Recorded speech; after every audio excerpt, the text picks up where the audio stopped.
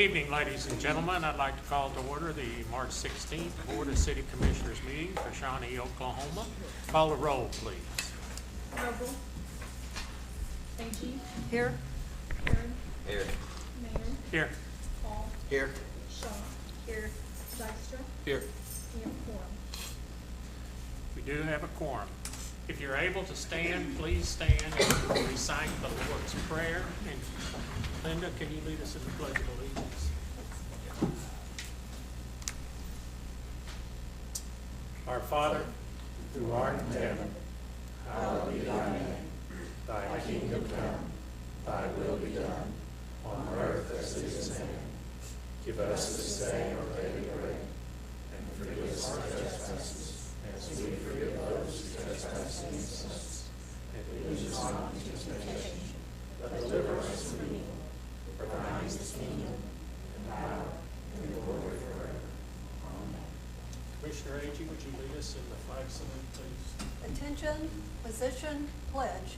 I pledge Allegiance to the flag of the United States of America and to the republic for which it stands, one nation under God, indivisible, with liberty and justice for all.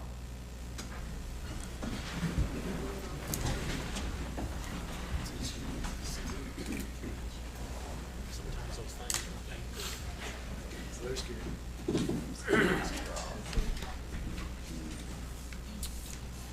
Item number 1 on the agenda is consider approval of the consent agenda. So moved. Have a motion by Vice Mayor Harrod. Do I have a second? I'll second. Second by Commissioner Hall. Let's vote.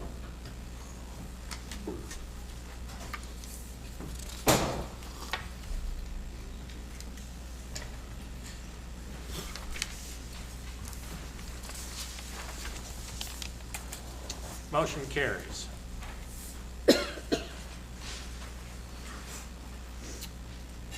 Item number 2 is citizens' participation. We do encourage citizens to come forward and share their thoughts with us and ideas, and please state your name in the microphone and sign in so that the TV audience can hear you, and we welcome to hear from each and every one of you.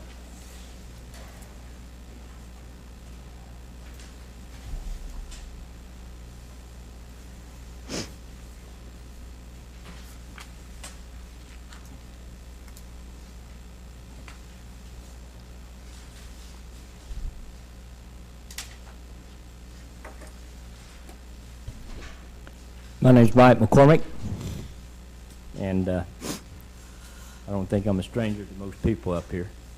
But all I come before you tonight is to make a comment, and that is that I'd heard earlier this evening and just got through confirming it with the Shawnee Police Chief Russell France that they have apprehended a suspect in the home invasion and which on early Saturday morning, which occurred in which a young man was killed. And I just think that's excellent police work, and that I really do feel like we have an excellent police department in this community. And I just want to say that I just praise them for that and send along that. That's all. Thank you for those comments. I think there's a lot of heads nodding in the room at the same thing. Everybody's kind of nodding for that, and we all think it's a wonderful job, but we do have a good police department, and thanks to all the efforts by everyone. Any other citizens like to share their thoughts with us? Please. Okay, then I will move on to item number 3, which is Mayor's Proclamation for Arbor Week.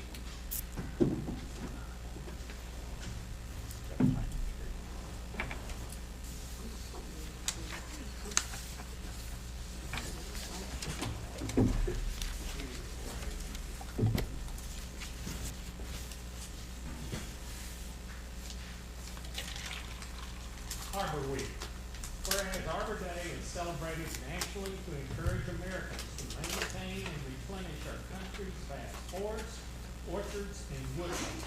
And whereas in March 1982, Oklahoma declared a full Arbor Week to better recognize the value of tree planting as well as to avoid the harsh planting conditions of late winter. And whereas trees can reduce the erosion of our precious topsoil by wind and water, reduce heating and cooling costs, moderate the temperature, clean the air, produce oxygen, and provide habitat for wildlife. Trees are a renewable resource, giving us paper, wood for our homes, fuel for our fires, and countless other wood products.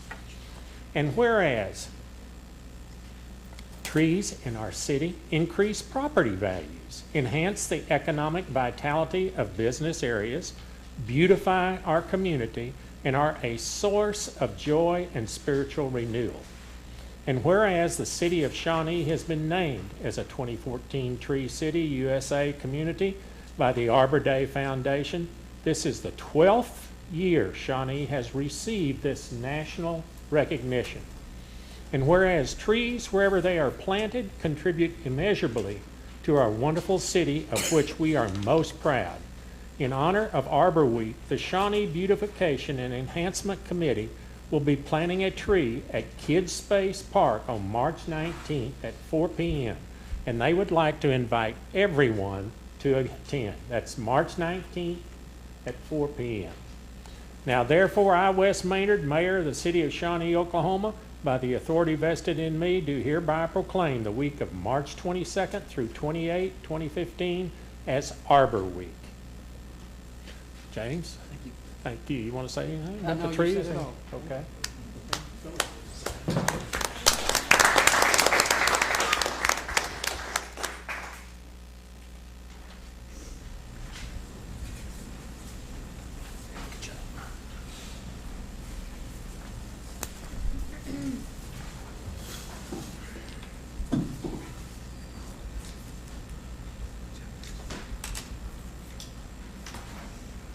Item number 4 is a public hearing and consideration of an ordinance to rezone property located north of Walmart on Union Street from A1 Rural Agricultural District to C3 Automotive and Commercial District. Case number P01-15, applicant Nelman Bronny. Staff report in this matter, please. Thank you, Mr. Mayor and Commissioners. This first case here is a rezone from A1 Rural Agriculture to C3 Highway Commercial. It is located just northeast of Walmart, which is just north of the highway. It is approximately 55.5 acres in size, and based on the Shawnee Comprehensive Plan and the immediate zoning in the area, staff does recommend approval from A1 to C3. However, from the application, we have no final determination of what's actually going to happen on this site. Water and sewer are both accessible from Union Street, but again, that was one thing we were lacking, was an actual direction on what besides commercial enterprise was going to happen on this site. Questions by anyone on the commission in reference to this? Body. Is that in, there's a lot of water out there right now, of course, but is that Correct. in a flood zone? I mean, is that in the? It's not in the flood zone, but right to the northwest, it has the detention pond that serves the mall. Yeah. And that's part of what needs to be, eventually, once plating occurs on that site, detention would definitely be a consideration. It would definitely need to be resolved on that side. Just part of the bigger plan, are you ever gonna have a road going back behind Walmart in the mall to sort of relieve some of the traffic that, off that service road?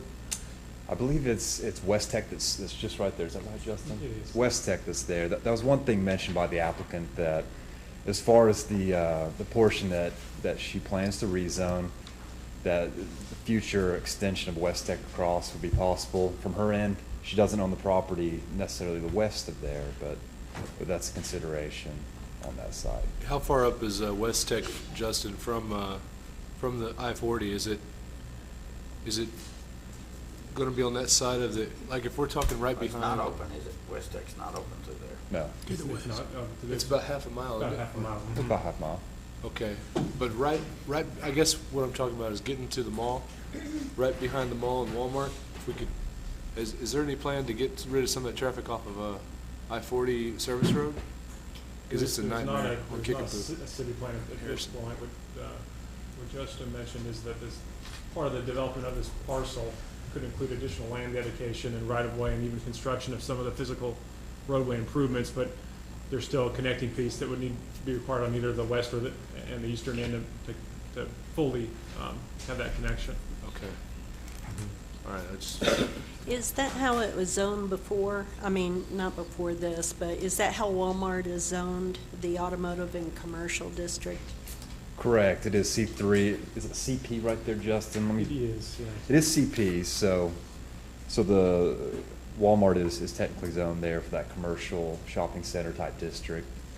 For there, so C3 would be different from that. If we change this zone to that, are we going to be responsible from the city side on any improvements or changes that might be required? Not at this time, no. And there is C3 property to the east and to the south. The mall is kind of a separate, distinct zoning district called CP, which is for a large shopping center, such similar to a mall or similar use. So the proposed request is very much in conformance with the surrounding area. Okay, thank you. Any other comments? And you did recommend it, right? Correct, That's what I approval thought I is heard you say. recommended. Okay. And on March 4th at Plan Commission, it received full approval from the Thank you. commission members. Thank you, sir. All right, thank you. Okay, at this time, I will open a public hearing. For those in favor of this, if they'd like to come forward and express those thoughts. No one coming forward in favor of it. Is there anyone here opposed that would like to express their thoughts in this matter? No one coming forward in that matter, then I will close the public hearing.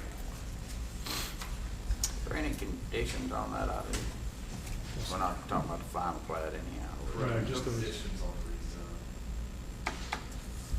Okay, we've heard the staff's recommendation. Any further discussion by anybody here?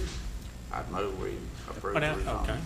We have a motion by Vice Mayor Harris second. and a second by Commissioner Hall. Would you read the title, please, I ma'am? will. This is an ordinance rezoning the tract of land located in the north half of Section 31, Township 11 North, Range 4 East of the Indian Meridian in Pottawatomie County.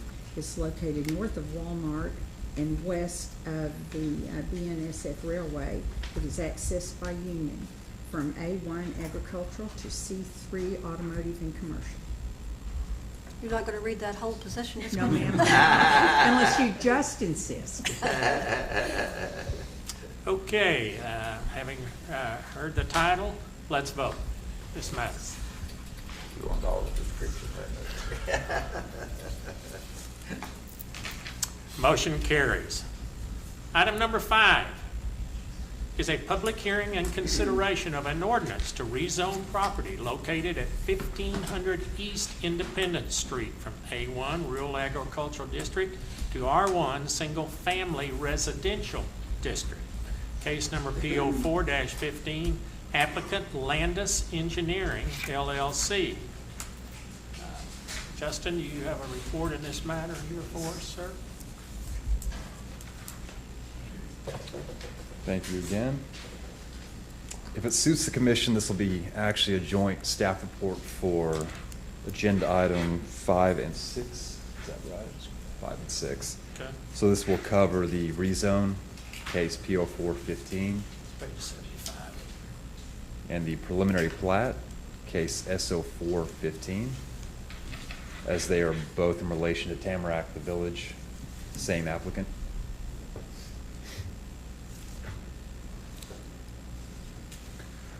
The site we're looking at here is approximately 12 acres in size, located on Independence and Elm Street on the northeast side of the road there. It is currently zoned A1 agricultural and is proposing to change to R1 single-family residential. This is in conformance with both the comprehensive plan and zoning for the immediate area So staff does recommend approval with no conditions on the rezone from A1 to R1. For the preliminary plat, if you would, go to Exhibit 1 for the preliminary plat itself. Again, the site is 12 acres in size, and there are proposed 42 single-family dwelling units on this site. There are 2 access points, one from Elm Street, which would be Tamarack Drive, and there'll be another one here on Independence Street, both private access. This will be a phase project, phase 1 incorporating all lots that face Elm Street, and just those lots. The second phase would then cover the remaining roughly 30 properties on the interior. Sidewalk will be required along Independence Street. As you can see here, drainage is proposed on the north side here. And actually where the 2 interior private access drives meet, everything north of there is planned to be gated. All properties for this plat will be roughly 1,500 square feet in size, and I believe at least the portion gated will be for senior living. Staff does recommend approval on this preliminary plat with the listed 6 conditions. A question I have, when I look at it, it looks like it tapers down. Is there a flooding issue back down on the street just west of that, in that low area, or is it just my imagination? I don't know. I've not experienced that. Maybe John, do you remember flooding in that area?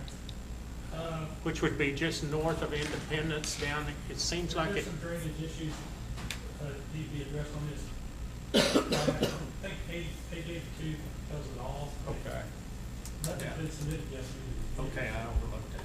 Sorry. Could you go back and educate me a little bit more, because this is right next door to my neighborhood? So Sure. I'd really like to know, and I've been asked by several of my neighbors how this might work and about the phases. In phase 1, you indicated that there might be up to 12 houses. Correct. And then how long will that phase take before it's complete? Have you been given any timelines? No timelines have been given at this point. Okay, and in phase 2, there's going to be 30? Approximately 30, correct. Homes. And you said that these are approximately 1,500 square feet, and this may include some senior housing? Correct.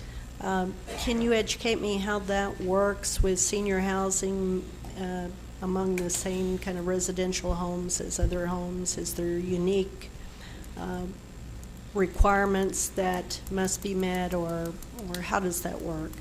There's not necessarily any direct requirements needed here, and I believe the applicant might be here to answer these questions, but again, the gated portion, from my understanding, was the portion that would be for the senior living. So whether that's separation or not, typically the only correlation between senior housing and the 1,500 square feet or lower is they typically represent housing for seniors or up-and-coming young adults. Just again, the smaller homes on the side. Okay, and in Exhibit 2 that Mr. Krawicki had spoke to, there's a number of drainage issues that's a concern to me. The stormwater detention areas.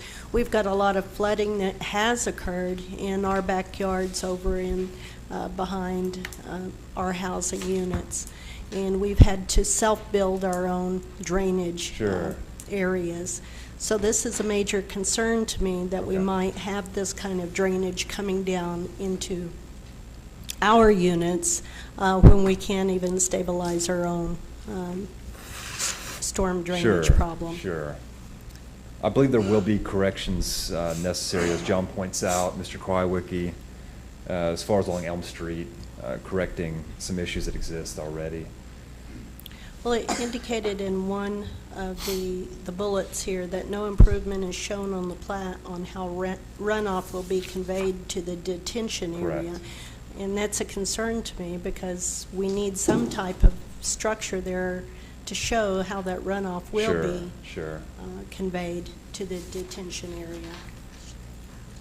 That's a genuine concern, it really is. And typically, with our requirements, by the time we reach review for final plat, these are completely lined out and made sure that they are perfect at that point, as good as they can be.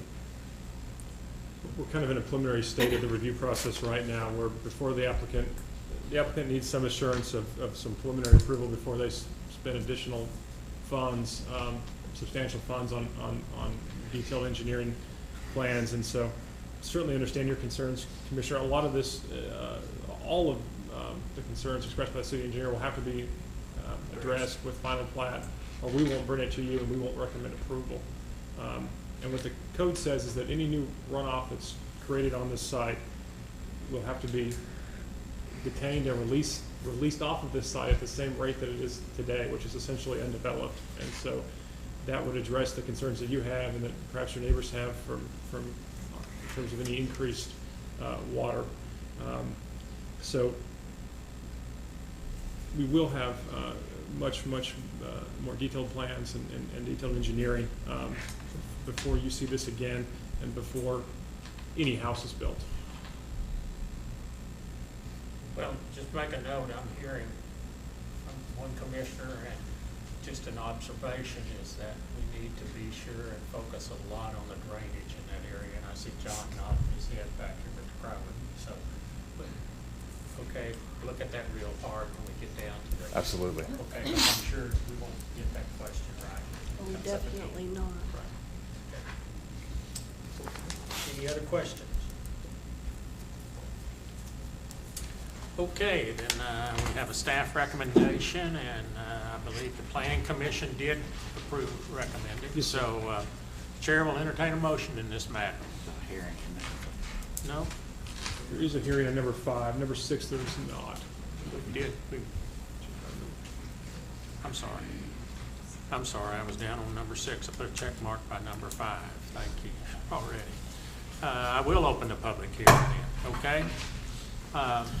Anyone here like to speak in favor of that matter? Not seeing anyone coming forward. Anyone here like to speak opposing this matter? Not seeing anyone coming forward, then I will close the public hearing. We've heard a staff recommendation. Is there by chance any more further discussion from the commission? Justin, there's a residence on there now. Is that going to be demolished or built around it, or what? Actually, It it already has. wasn't. Oh, it already has? Yes, sir. Taken down. Okay, I'd move we approve the rezoning. I have a motion. Do I have a second? I'll second. Second by Mr. Rawl. Let's vote. Oh, you want to read first? I will be glad to. This is an ordinance rezoning of tract of land in the city of Shawnee located in the southeast quarter of Section 8, Township 10 North, Range 4 east of the Indian Meridian in Pottawatomie County. It's generally the northeast corner of Independence and Elm, 1500 East Independence, from A1 rural agriculture to R1 single-family residential, and amending the official zoning map of the city. Okay, let's vote in this matter.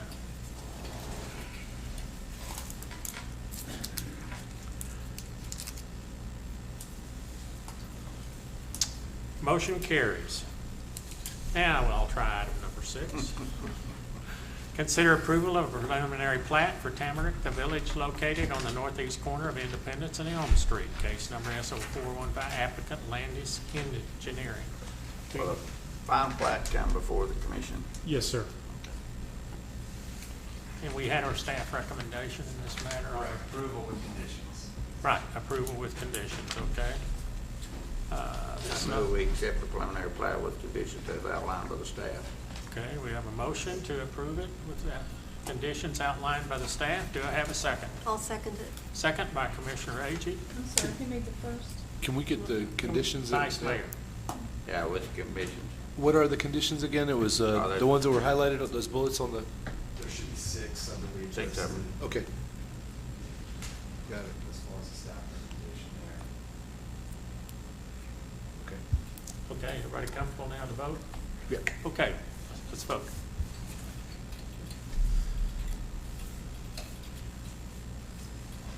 Motion carries. Item number 7 is consider approval of a final plat for Golden Acres Cottages, 2 located on West MacArthur Street between Leo and Ellis Drive, Shawnee, Oklahoma. Case number SO2-15, applicant the Land Run Group.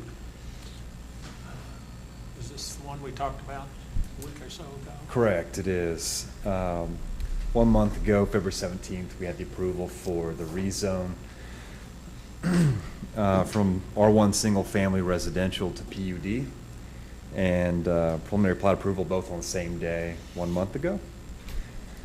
So for a little background again on this site, it is located on the south side of MacArthur between Ellis Drive and Leo Street. The site is approximately 1.7 acres in size and models almost directly with the PUD located just east of this property. For this final plat, we are looking at 15 units, multifamily, which will all be under a property association where all maintenance fees for not only the splash pads, but lawn mowing, electricity, so on and so forth, will be taken care of through a property association. There's a common private drive that goes from MacArthur to Wiley Street. 6-foot sidewalks will be required on MacArthur Street, and the applicant is additionally going to add 4-foot sidewalks on Wiley Street here. Monument signs will be placed on both entrances, one to the north, one to the south for this development. And again, staff has reviewed this as well as engineering, and we do recommend approval on this site with the 5 conditions listed. So how many units was that again? It's 15 units, and each has a 2-car garage for off-street parking. Is it zero lot line pretty much, or? I was trying to figure that out as I looked at Let me get the final plat here. that. Well, it says parcel size is 1.67 acres. Is that 15 units going? It's split into 3 lots technically. Okay. And so again, it would be the 15 dwelling units there. It's 2 duplexes, 1 triplex, and 2 quadplexes on site. Just west of the ones that were just completed? Yes, sir. Correct. That sidewalk, is it going all the way over to Ellis Drive, or? Well, it'll complete the property line. It'll go for the extent of the property line Okay. on the north end here. There'll be a short gap there. Yeah. Okay. I'm kind of confused. It says the project includes 15 multifamily units, and it says 2 duplexes, 1 triplex, and 2 quadplexes. Doesn't that come to like 13 and not 15? The quadplex would be 4. 6, 7. That's 8. Is it 3 duplexes? 15. No. Just doesn't seem to add up. The 2 duplexes, that's 4, 1 tri, 7, and quadplex, 8. That's 15 total. 4, 4, 2, 2, and 3. What? 4 4s, 8, 2, 2. Oh, 2 I don't do 2 public duplexes. math, I'm sorry. Okay. Yeah, 2 and 2. That does sound confusing. 2 duplexes. Let's Are we It recording adds this? up. We'll pull out our toes. I was looking at. I see a lot of units on that small Do place. is 2, right? Who's got a calculator? All right, all right. Any other Ain't questions mad. that we might have here? No. Not being any other questions then, we have a staff recommendation to approve this matter. The chair will entertain a motion in this matter. Motion approved. Commissioner Hall. I just have one question. On the Wiley Street one, is it that little piece that's just, the sidewalk, is it only going to be in front of that little piece that's there? It is, yes, And sir. then going- The applicant owns that other existing development further to the east, and they did the same thing there. They added a sidewalk along Wiley, so there will be gaps there again where there's Sidewalk to nowhere. properties that they don't own in between. Is there a way to put in sidewalk, I mean, part of the plan to kind of make it? There's not a You got way. a sidewalk to nothing in the Yeah, middle of in it. my opinion, there's not a way to make the applicant connect it because we link the improvement to the frontage of the property that they own. But I mean, on the city's. City On the side, city maybe. side of things, we can look at that and adding that as a segment, as a future project. Yeah, because it sort of, I don't know, just was thinking, that's my area over there, and just having a small little piece of sidewalk to nothing We're is sort picking of. on you two's area down here tonight. All right. Typical. We have a motion, and I think I had a second in that matter, didn't I? I did? Okay, I need a second. Next, Second. Vice Mayor's gonna second it. Everybody wants to say. Okay. All right, that all being said, we have a motion and a second. Let's vote in this matter. Motion carries. Item number 8 is consider approval of a preliminary plat for Shawnee Auto Mall addition located on Shawnee Mall Drive, east of Union Street, where they've been doing all that dirt work, huh? Would you like to come forward in that matter? Thank you again. They dug a hole, filled a hole. Wow, that's a lot of dirt. This site here is roughly 21 acres in size, and similar to our first case we talked about. It's just east of Union Street. Over the last couple of years here, it's been rezoned in two different portions to C3, highway commercial, and the proposed use of this site is actually going to be, it'd be one lot with 4 car dealerships on this one lot. As you can see on Exhibit 1 as our preliminary plat here. So it would be 4 distinct structures, all under the same ownership, with one private access drive that goes to the north end of the property, comes back around. We will again require a 6-foot sidewalk along the southern portion of this site. And as it moves to final plat, if it goes there, we will require a landscaping plan to go along with this for a site this large. Once again, kind of as the Tamarack site, we do have city engineer notes as Exhibit 2 here that list out specifically as we move toward, again, final plat if approved. These are corrections that will need to be done before that point.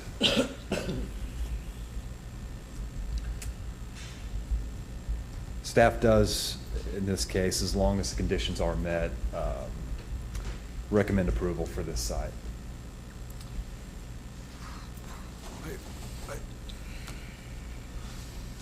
I don't know, I'm concerned about the traffic we already have over there.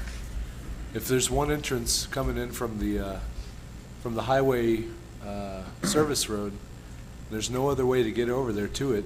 It's just gonna put more congestion right there where it's already like it's a real dangerous little turn when you're trying to Heading get on east. 40.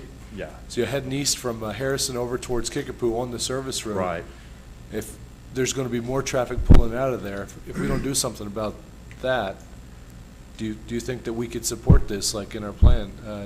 I mean, just the infrastructure the way it's set right now. Do we need another exit or another entrance to that place maybe from the west or from the east? Have they thought about access or congestion or? Have you done a study? Is there, No, we have not. There's not been a traffic study that's been required of this project. Car dealerships,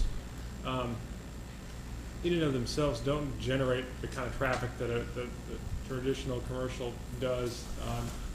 And it's dispersed. You don't have the typical AM peak traffic with commuting, and the PM it's spread out. So, generally speaking, You're going to have semis loaded with cars pulling in there, dropping off cars all the time, right? They're going to be moving. You will have semi-traffic in there. There's going to be a lot more traffic bringing those vehicles over there, moving those cars out. I mean, I know that there might not be the foot traffic to the dealership, but there's going to be a lot more cars going to a car lot, especially 4 of them. I'm just worried about, we've got a 2-lane road over there, right there at the railroad tracks. and it's already jammed up. And you can hardly even make the turn sometimes because we're waiting on the entrance to the on-ramp to the Sure. I-40. I'm just wondering if we have any kind of plan to move that along, because it's, But that's a, even going to KFC is, that question is immaterial if we do this or not. We still have the traffic, and you're asking if we have a plan in the future. Right. It doesn't, this, this change in, it's like pouring gasoline on the fire. I'm seeing it like we're putting a little bit more into the Well, hopper. let me tell you, our dream in some discussions, including myself and in a planning deal, was to make that street one way going west, Okay. and then figure out a way to fund the south side that runs in front of Cracker Barrel, that street going east. Okay. And then we could really, A loop. you yeah. you would, you know what I'm saying, people could come down that way, and that would connect both Kickapoo and And it gives you an extra Harrison. lane on both sides. But it's gonna be a major project for us to work Yeah. through. I'm just looking at Norman. How I you mean, gonna do that, Mick? I've seen what they have done, and, they had the auto mall vision there, and the one-way street, and then they went two-way street, and so now they've got constant gridlock and traffic over there all the time, so I like your vision. I understand the need that we have here, but I think we are going to need to look at congestion and long-term concerns and issues, regardless of whether it's on the preliminary plat. Absolutely. 'Cause we I have think the it is too, it's difficult Excuse me, to Commissioner. deny somebody certain uses of that property based on a concern that's citywide, like the traffic for that. Sure. It's definitely something that needs to be taken care of, but again, as far as this specific applicant on his property and his use, and based on its conformance with all of our codes, the comp plan and our zoning code, Keep in mind too, Commissioner, as part of the plat process, we review the existing right-of-way that we have, and if we need additional right-of-way to make those Correct. road improvements in the future, then we're able to require that of the developer at no cost to the city at that time. And that's one of the comments that the city engineer had on this project. it's in fact the first We'll comment be there. reviewing as part of this project to make sure that we do have that area, so that if and when we have the funding and it's part of our plan, then we've already got that right of way to make that happen. Right. I was just trying to think long here, like. Sure. We don't want to jam it up any worse than it already is, but Right. we also need the progress, so. I think that's good discussion, those are things we have to look at down the road, and I think it's a Yeah, great, it's not a bad thing. great discussion to have, because I think we have to look long range on this, and, I think so. I don't know how in the world you can, one way, the Cracker Barrel Road east. I can't envision that. Well, unless you had to complete it to the Harrison, you could. you'd have to complete it to Harrison. You have to complete it to Yeah, Harrison. that's what we were talking about, figure out a way to You complete don't it to complete it Harrison. to Harrison, then. So then you route people down 45th Yeah, Street right and loop over them around to get to the Cracker Right Barrel? when they get off 40. Well, What, yeah, and go through all the stop signs, eateries on, Again, we haven't researched it, it was just No, some I'm just asking discussion, yeah, questions. I don't have Yeah. an answer to that, yeah. Right. I'm just posing it. I think it's a great question, yeah. I but- think, yeah. That's normally I wasn't familiar, with Norman, I'm familiar with that. Last time I was up there, that one way on the south side, and one way on the north side, but I didn't know that if they changed it. to Yeah, I was up there both last week, and it's not changed. directions. Oh, it's still one way. It's not changed. Still one way. You still loop around and Right. come out in a town you don't know. Well, it's a money matter, I think, and we'll just have to discuss that in our planning. It'd be cheaper to put a discussions. light out in front of where they are now, wouldn't it, on Harrison? Well, they Okay, don't- I'm just. Does the city have Okay, we'll any? just have to work on that on planning. Okay, Okay. I'm also wondering about the other side, though, if we can get any other kind of, that road that goes up between Walmart and the hotels and stuff? Yes. Is there a way to get a road back over there to these dealers, like they could do a loop that way, instead of just right there on that road, because Yeah. Yes. it's right by the railroad tracks and whatnot?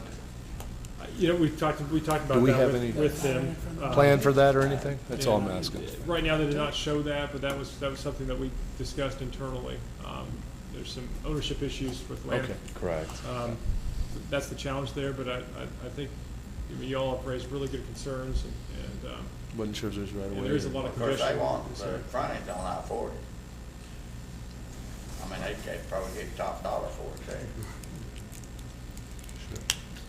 too. Okay, all right, thanks, good discussion, thank you so much. Okay, yes, sir, the chair will entertain a motion in this matter. Motion to approve. Motion by Commissioner Hall, do I have a second? Second. Second by Vice Mayor Harrod, let's vote.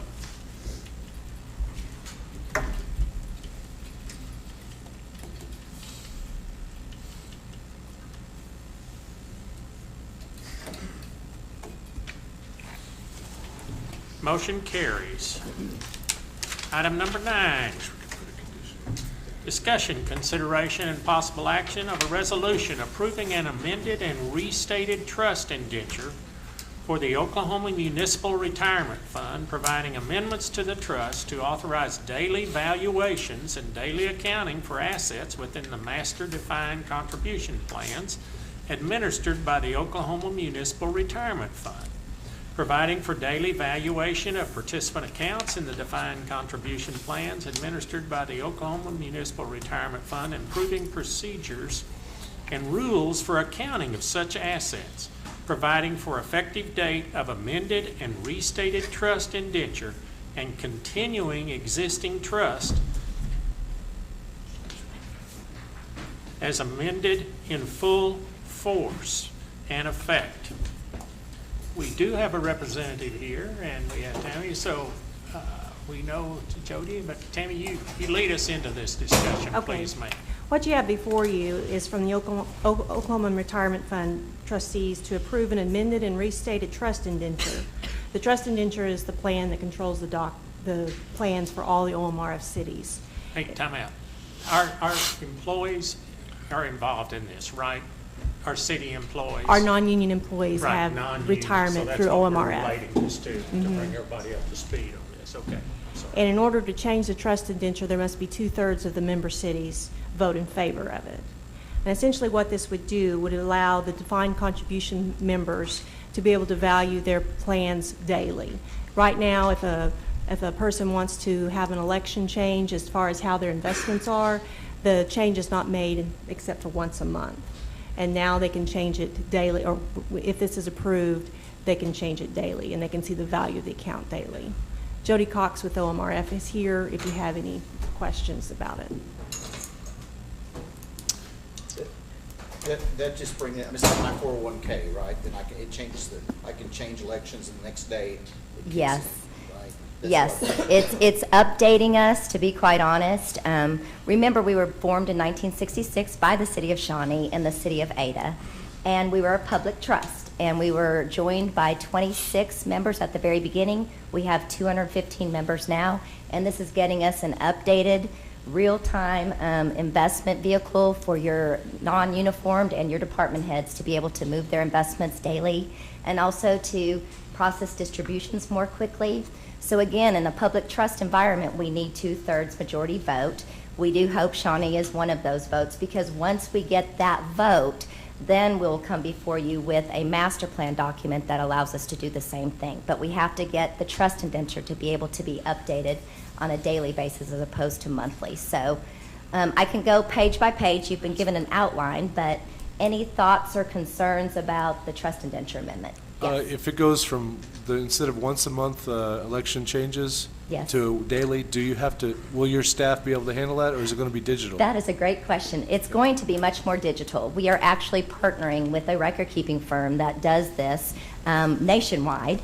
And so, and in all honesty, it's going to be not only cost neutral, I do believe it's going to be cost effective. Because they do this for a lot of other statewide plans, we're just a little slow to the game, but I'm really honored to be able to do this for your plan participants and take them to the next level.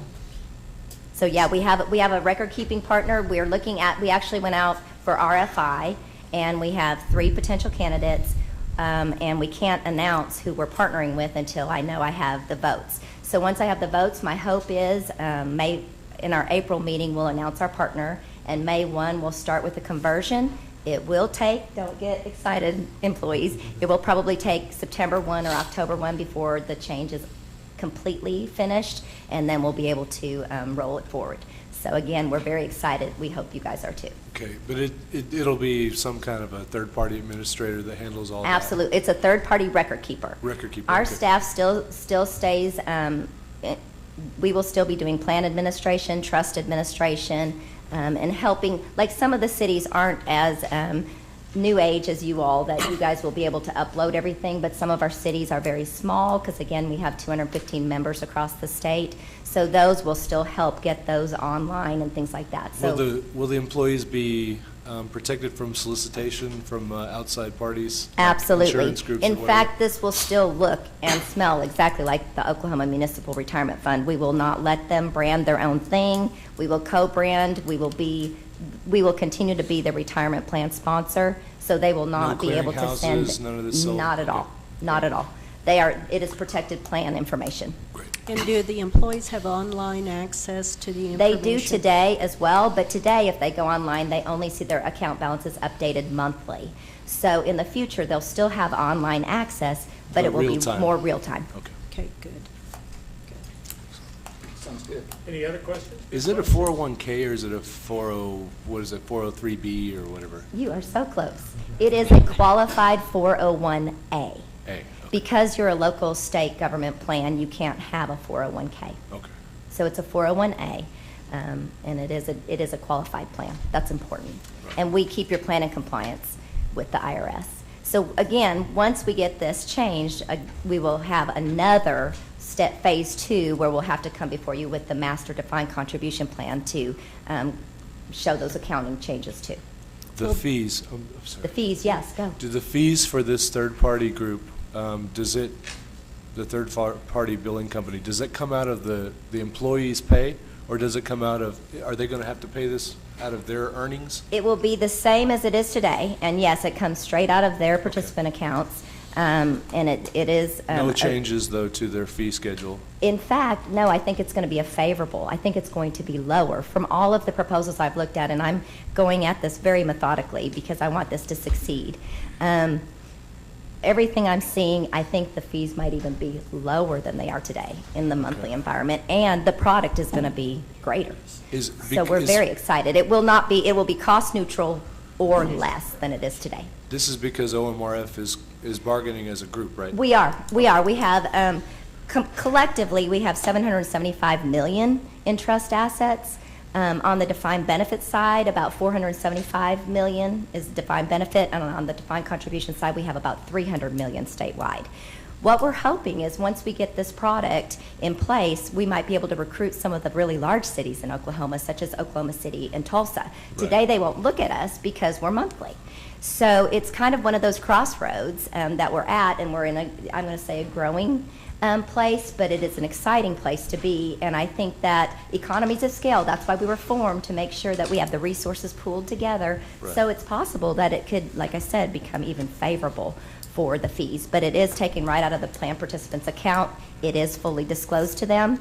It will also be the first time that they will have investment advice at their fingertips.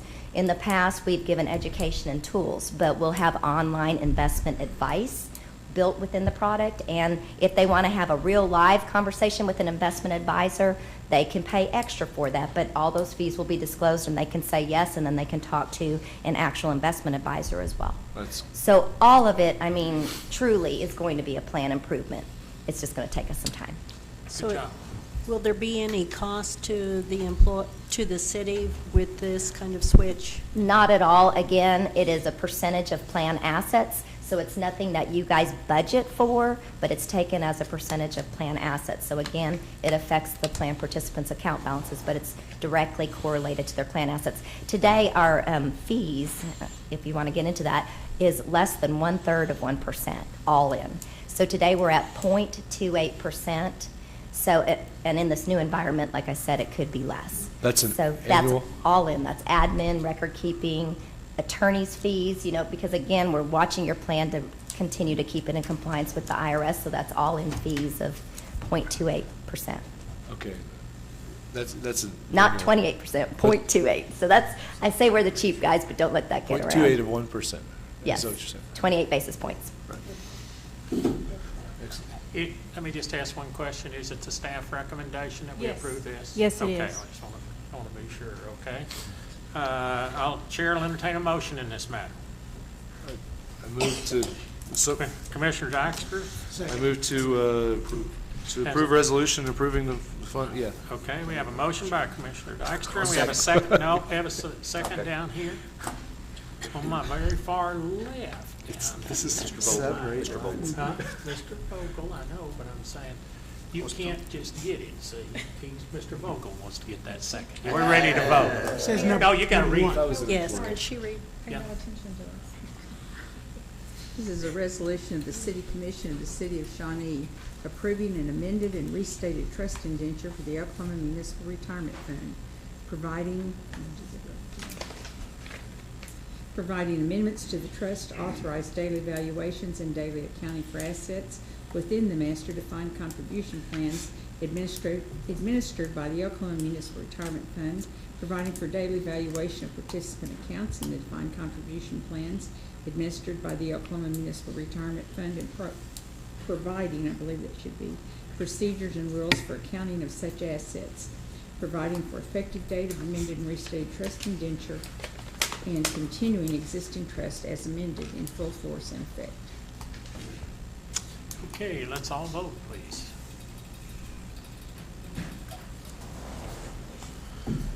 Motion carries. Thank you. Item number 10 is discussion, consideration, and possible action of the Visit Shawnee Incorporated VSI contract. I believe to lead this discussion will be Commissioner Agee and Commissioner Dykstra. Well, I'll just say a word or two, and then Commissioner Dykstra, you can kind of pick up. We met, I forget what day it was, but anyhow, we met after our last meeting, and with a couple of members of the VSI, Commissioner Dykstra and I did, and we came up with a lot of changes to the original VSI contract that were requested by the City of Shawnee. And we felt like at that meeting, even though the City of Shawnee did not have all the requirements that we wanted in there, that it was a good enough contract, I think, to protect the City of Shawnee and the taxpayer money, and still be a compromise that would be acceptable to those who would be on the VSI board. So we brought that back, and of course we can't discuss this with commissioners without a quorum. So I think that we did submit that to all of the commission, though, so that they could take a look at that and see if those terms that we came up with were agreeable to them. And there may be some differences that we can't agree on, but I'm hoping that, knowing that this is a one-year contract, that we have members of the city commission, or our mayor and our city manager on the VSI board, that we can work together to try to make this happen. Yeah, just to extend Commissioner Agee's comments, we did have what we felt at the time was a good arrangement for a good compromise, and we've also been in contact with the VSI board members, at least some of the leadership on this, to see if we could. There was sort of a misunderstanding. I think that we left thinking that if we set this first meeting date early enough, that we would have time to perhaps work out any issues if we did have any. That was why we set it the week after. However, I think that now, with all fairness, this was our first meeting, Commissioner Agee and myself's first meeting with VSI board. But VSI board has had probably 4 other meetings with the city in regards to the same contract. So I guess they were a little longer in the tooth about the thing, and kind of wanting to get something accomplished. And they thought that this was it. However, that misunderstanding, well, not misunderstanding, but just let me see. There are some things that were brought to our attention after we brought it back that did make a little more sense, and I think that with the right language, we're almost there. We are definitely probably an inch away from the right deal for both of us.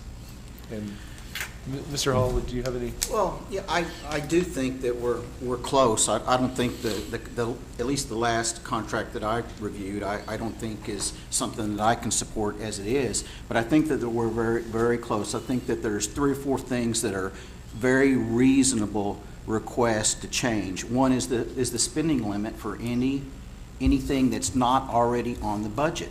As the VSI contract is now, it's $10,000 for assets and $20,000 for services. In my opinion, that's way too high. We don't even let the city manager do that, right? I think it needs to be $5,000 for both. I can't imagine anything that's not already on the budget that comes up that they don't have time to get before the commission and just making a budget amendment, right? It's fairly easy to do as long as they have the money. I just, that one thing to me is a big showstopper, but all we have to do is lower the limit. I've asked for some examples of what that could be that would be $20,000 that you would need to spend that quickly without coming back and adjusting the budget, and no one's come up with anything. Even to be honest, I don't necessarily think that anything that you would come up with anyway, I would change my mind. I can't imagine anything, costing $20,000 that we would say it's not on the budget, that you can go ahead and write a check. Whoever is on staff over there. One of the other things was the termination.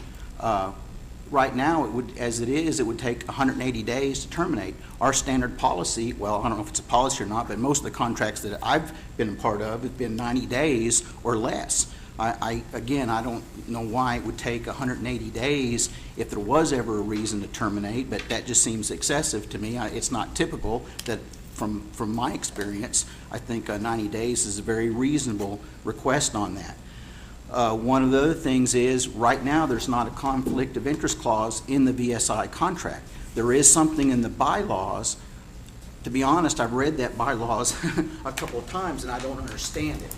I think that the conflict of interest clause ought to be exactly the same conflict of interest that the commissioners have to hold to. I can't imagine why it would be anything different, right? To me, that's a reasonable request. And one other thing was holding the board meetings inside the city limits of Shawnee. I think that right now, I guess there was some changes to it. Originally was, in the bylaws, you could go out of state and hold a board meeting, which I can't imagine why you'd want to go out of state to hold a board meeting. It was changed to comply with the Oklahoma Open Records Law, which still allows you anywhere in the state essentially to go hold a meeting. And I think, especially as VSI, you'd want to have all your meetings right inside the city limits of Shawnee. That was kind of the 4 things, and there may some other commissioners may have other ideas, but to me, especially the spending limit, I'm not ready to compromise away, what I think is our accountability and our responsibility to the taxpayers, just to get it done.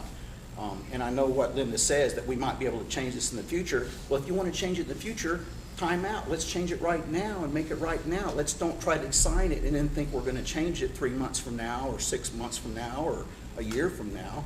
Let's get it right now. Because I agree with the spending limit of 10,000 and 20,000 and the conflict of interest. I don't know why in the world they want to have board meetings outside the city limits either, but I can see the possibility maybe in Oklahoma City or something. Well, no, I think that was changed. Maybe you just didn't see it. It was changed to comply with the locally. So Oklahoma. What was the word? Open Records or Open Meetings Act. No, it was that meeting deal was changed in that contract to the word local. Yeah. It was just in the last draft that we got. Okay, because of the Yeah. This is a Greater Shawnee. It was Visit changed Shawnee to area. locally. It was changed to locally. The VSI board met last week on March 11th, and that was one of the changes that was. Does locally mean inside city limits of Shawnee? Well, we discussed that in depth, and there may be occasion to have a board meeting, maybe immediately adjacent to Shawnee somewhere. Reasonable area from Shawnee. It's reason, So we contemplated locally, meaning perhaps as far as Oklahoma City or Seminole or down to Tecumseh or something like that. But I think it was the general consensus of the board that most regular board meetings would be held in Shawnee, certainly. But every once in a while, there may be a need or desire to have one outside. Because they are, in fact, promoting Shawnee when they go out to other places, of course. Just sort of the nature of their business is bringing in people to Shawnee. So. But the other three items weren't changed. Right. Yes, sir. The 180 days thing, I think I have a grip on it. What the argument was they tried to purchase tickets and plan events like years out. So the idea was if it wasn't if it wasn't a termination of contract for cause, if they didn't have cause to terminate, we just want to end the relationship, that they would still want to be able to attend these conferences or these things that they planned out 6 months out, and then still do their job. I guess that was part of it. And it gives the other employees and others time to find other work. So I guess that was our argument. It's not on the copy I have on my. It's on this. Well, let me kind of see if I can recap what I've heard here, okay? And then we'll have further discussion, but the 90-day cancellation, and it, as you're saying, and in some, the previous CVB had 180 days. Is that right? I was told that. I don't think so. I'd have to go look. I'm sorry. Okay. Time out over here, gang. Did the previous CVB have 180 days? I think I was told that at the board meeting. Is that correct? Randy? Can we call it Brady? No, I'll call him up. Just, huh? I don't know that. Part of that group, but Yeah. Okay. She's going to go check on that. But Well, I that's don't an know that issue. that's important or not for me. I mean, just because it arguing. was 180 days before doesn't mean we have to make it 180 days again. I'm not arguing that. All I'm just saying is I'm trying to cover the points. Yeah. We've got a side conversation going on over here. Trying to help him find it. Help him Well, find it. I've got 3 or 4 copies of the contract, and I'm trying to find the correct one, because the one I had. Okay, so we have a 90-day cancellation that seems to be an issue.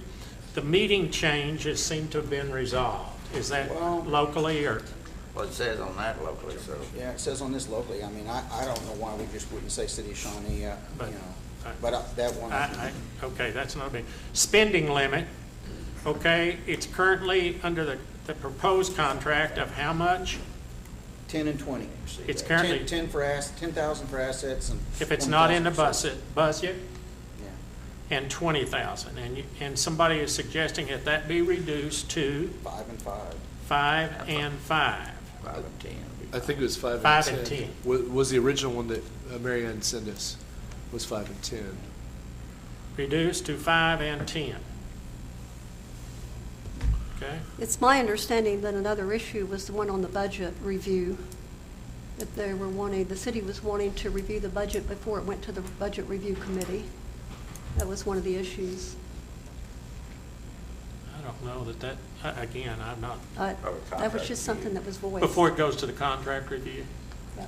I don't know, we're not doing that with anybody else, I don't We're not, no. Okay. think. No, the- that'd be out of line. Okay, the only based thing on- is, I just think we need to make sure. But so the process that goes to contract review, but it still comes here so we Comes can here. see it. Yes, Yeah, sir. that's all they do is review it, it all comes here. Yeah, So- but that issue was You're raised. right. We just need to make sure that we don't come up with anything new. I mean, we need to decide right now what is the very bare minimum that the city would be willing to accept Yes. before we go Right. back. That's So what we I'm don't saying. have to go back again. Okay, Like, no more changes after tonight is Right. what you're saying. sure. Hammer it down so then they're not yo-yoed anymore. Okay, let me kind of recap. And Mary Ann is looking at the previous one, but what I'm hearing is from one commissioner is it doesn't make any difference. We need to make it in line with everything now, Yeah. is the 90 days. So let's recap and help me get this correct.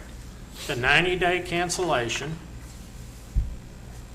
spending limit from 5 to 10 instead of 10 to 20. Is that right, what I'm hearing? Did I hear all this? Y'all help me. But, yeah, that's what. Okay, I'm only kind of taking notes here. I'm not the. Are you good with that? Then there was an issue, and I'm not sure about conflict of interest. I got a little confused there. What is the issue there? It's Is in it the wanting to be bylaws. part of the contract? Right now, it's not in the VSI contract, it's in the bylaws, and I, personally, I don't understand the way it's written in the bylaws, it's confusing to me.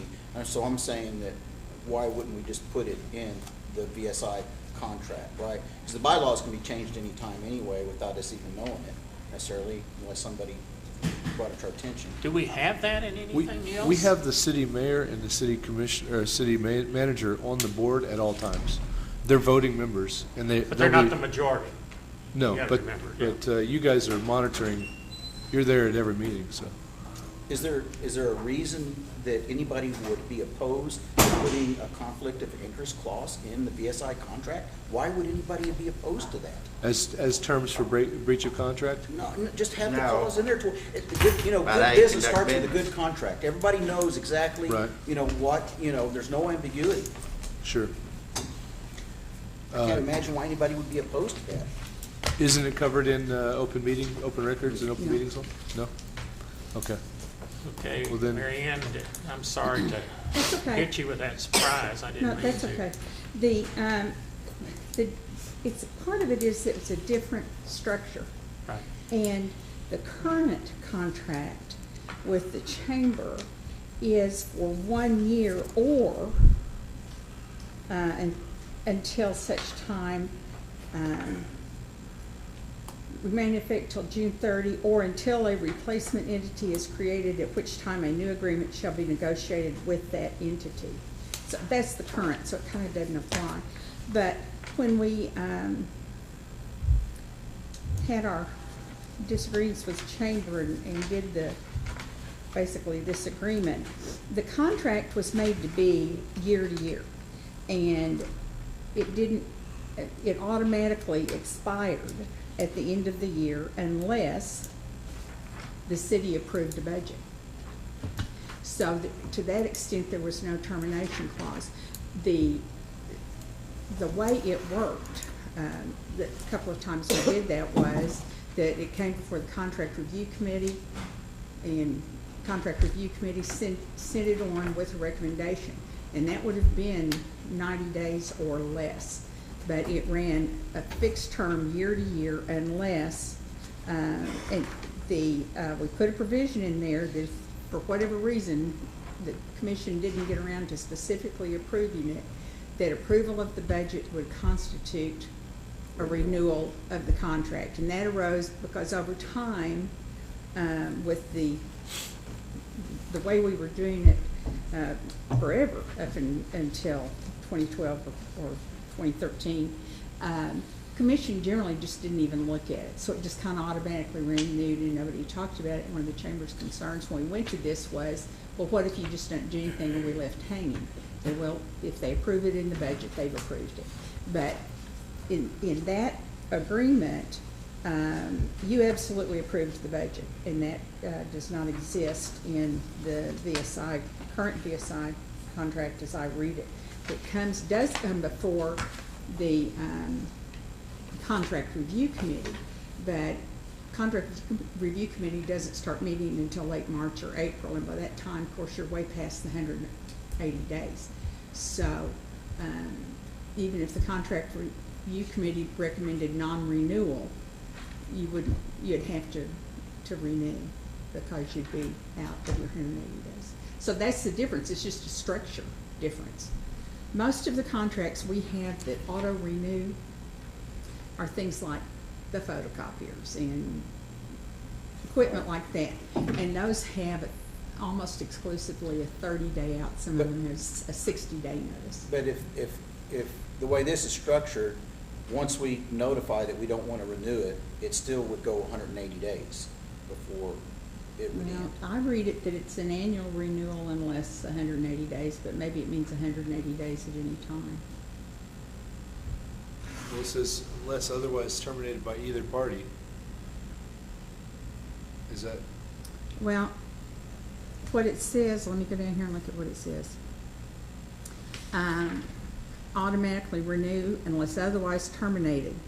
And that's till June 30th, automatically renews to June 30th, 2016. So it's Yeah. basically 15. That was because of a short term. Sure, In and other that's, words, we renew and we now did and it should roll that, for and a we year. did that with the chamber. You know, if it's we can do mid-year at 180 days, that's one thing that just wasn't the way I understood it.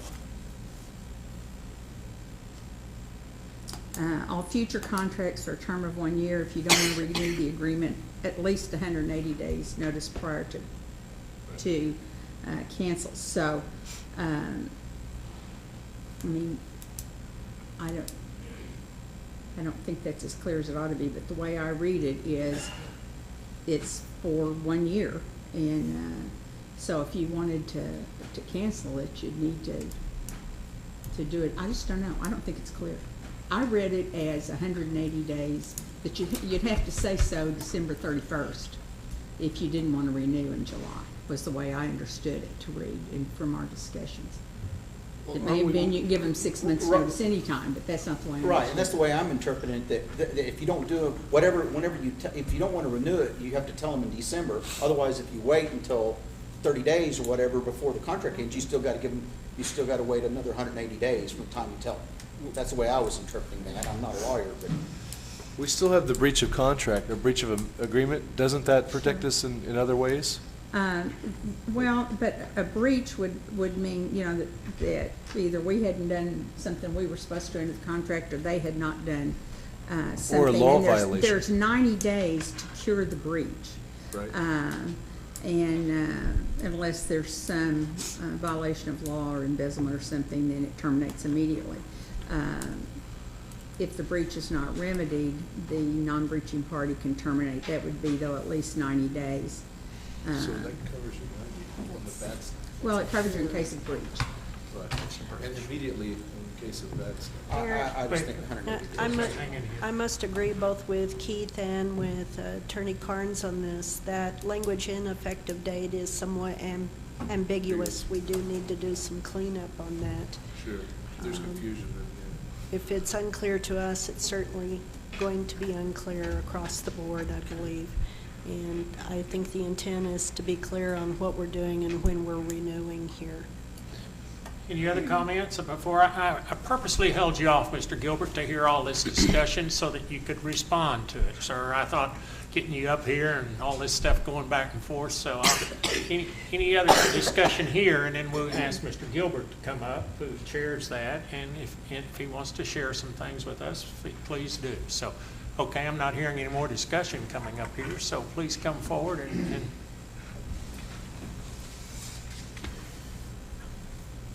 Thank you, Mayor and Commissioners, for letting us come before you again. As you guys have stated, this is only our second time to come before this group, but for some of us, this is our fourth version of a draft contract for the City Commission.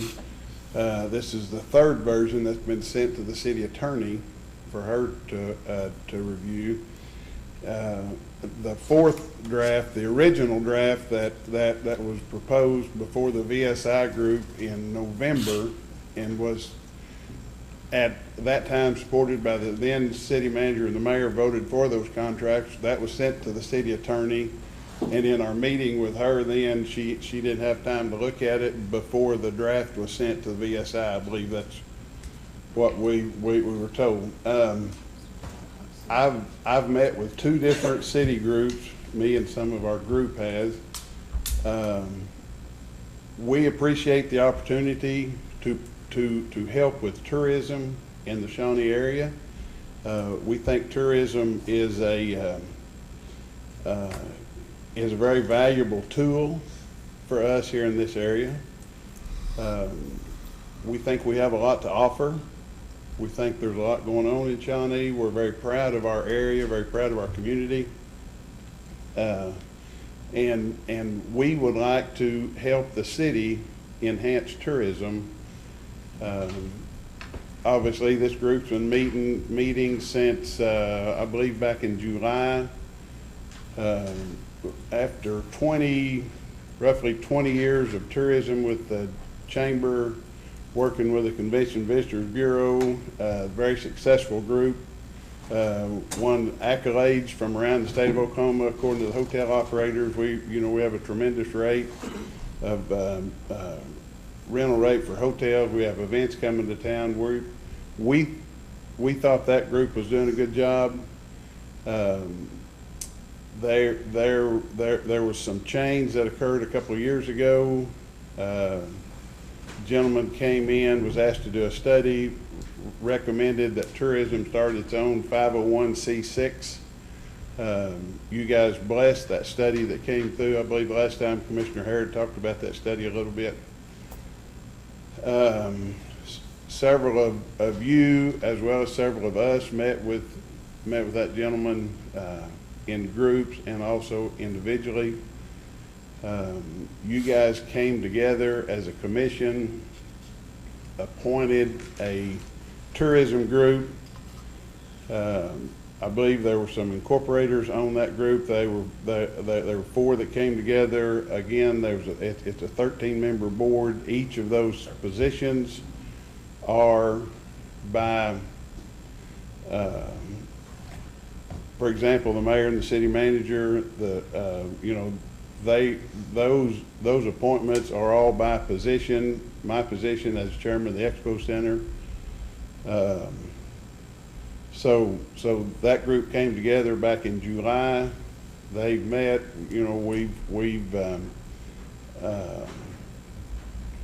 Commissioner Hall, I've heard you visit about our bylaws. Those were approved back at our September meeting, and again, all of this information has been sent via the city manager and the mayor's representatives, but also been sent to the city attorney.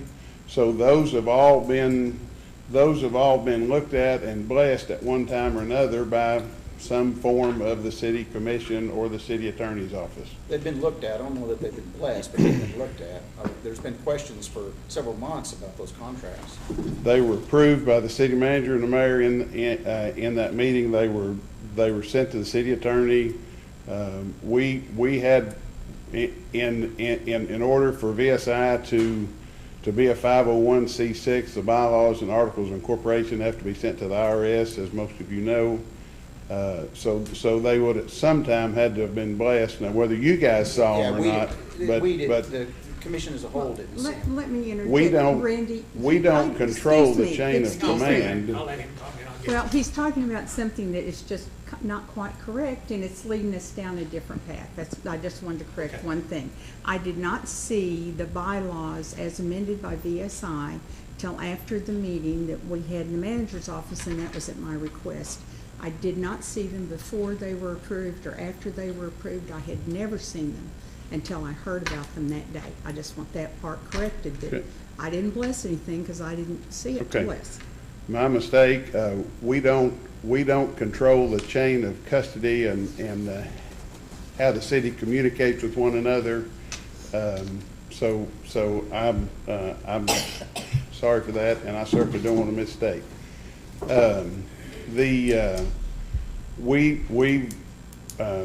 VSI Group brought a contract to you after the last meeting that we were here.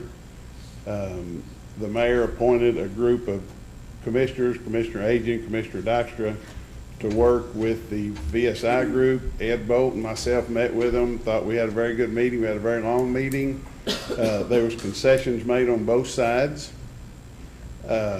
We felt like whenever we left that meeting that it was Ed and my job to try to convince the VSI group to go on with the contract. There were some things in the contract that the VSI group's not very favorable with, but at some point we feel like we've got to move forward. And apparently there's some things that that the commission is not very favorable with. So I guess we're at a place now where our group wants to move tourism forward.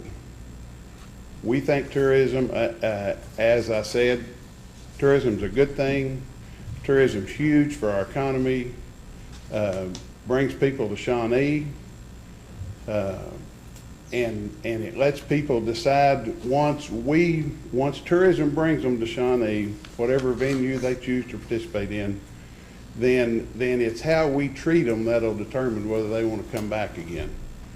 We have some that have came for events that have wound up buying homes in the Shawnee area. We think tourism's that valuable.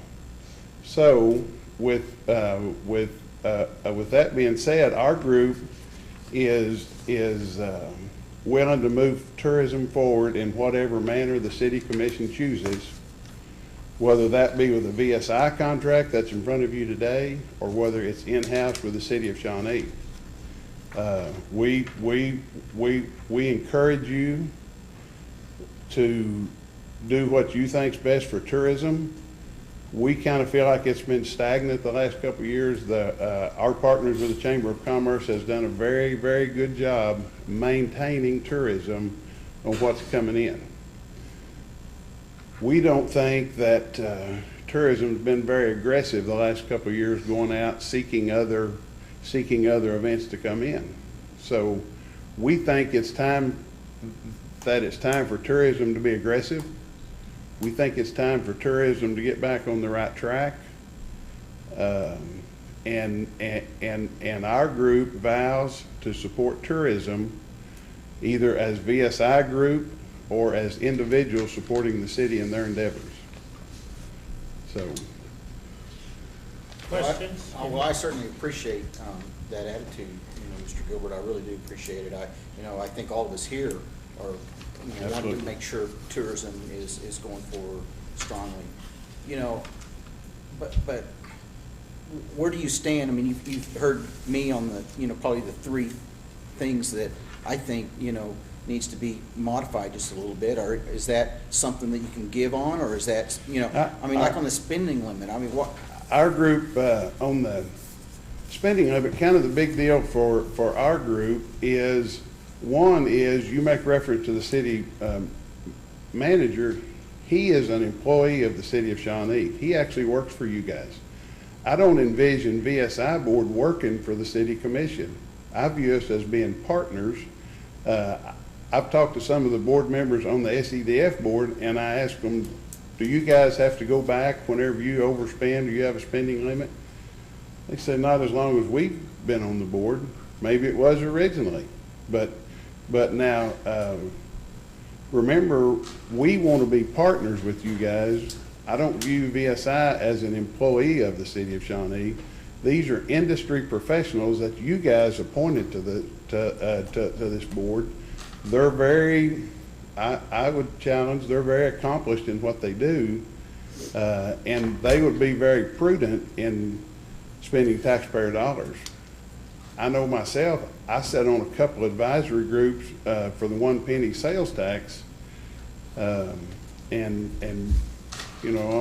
we don't have spending limits, but the county commissioners view us as partners, not employees.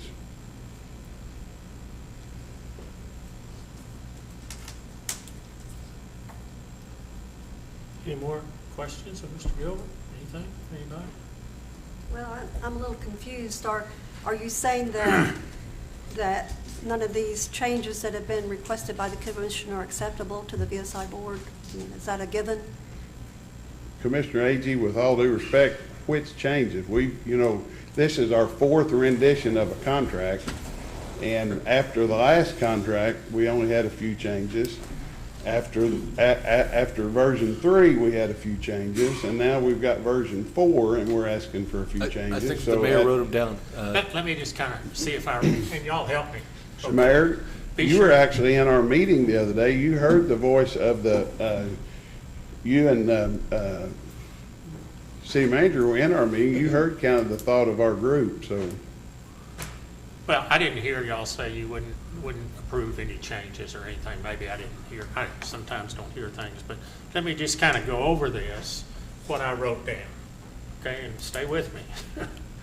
I wrote down that the spending limit would go from 5 down to 5 and 10, from 10 and 20, if it wasn't in the budget, okay?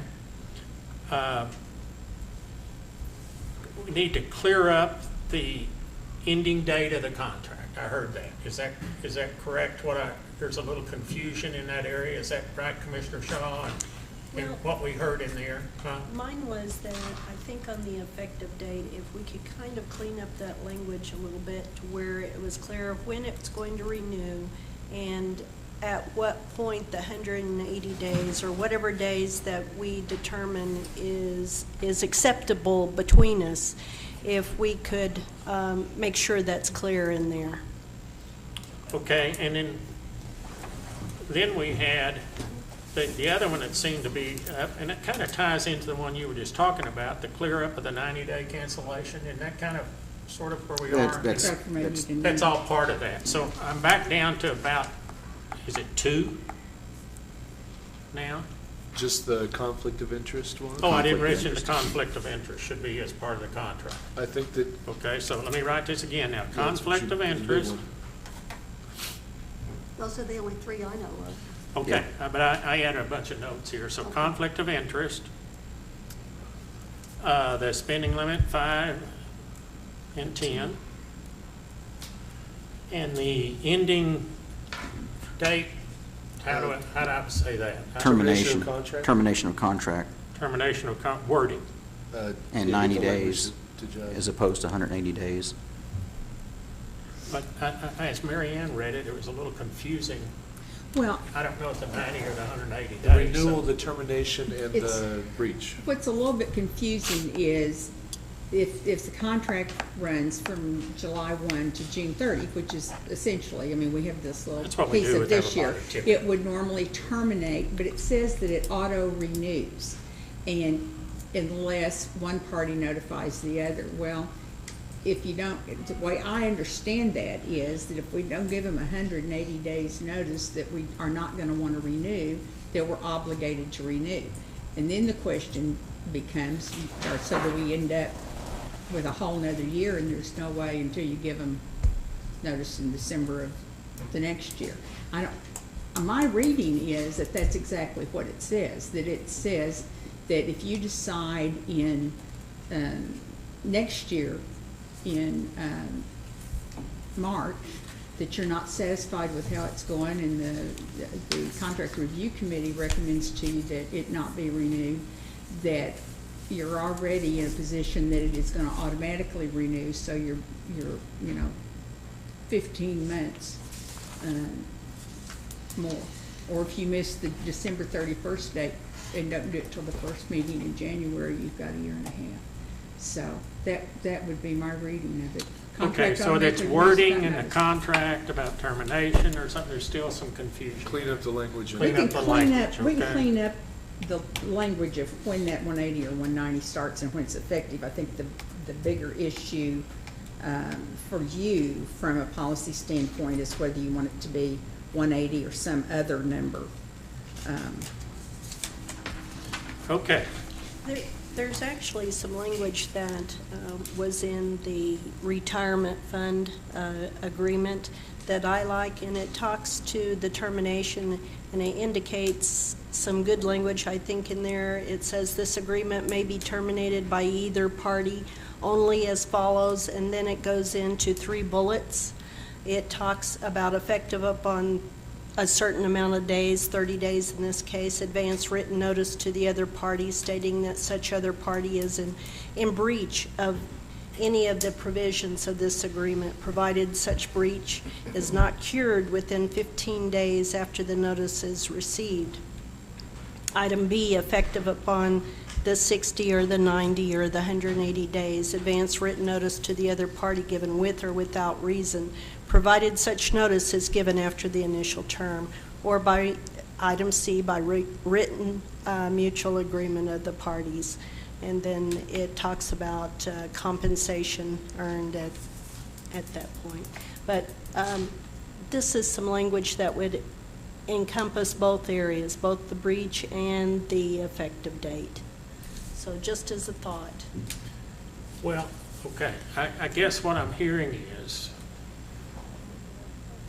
we need to send you two back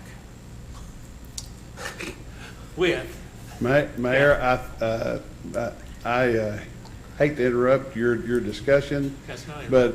but I think our group, I mean, you know, and I'm only one, but what I'm hearing from our group, and again, you and Justin were there the other day, is that we would want to enhance tourism in whatever form that it is, and we want to promote tourism.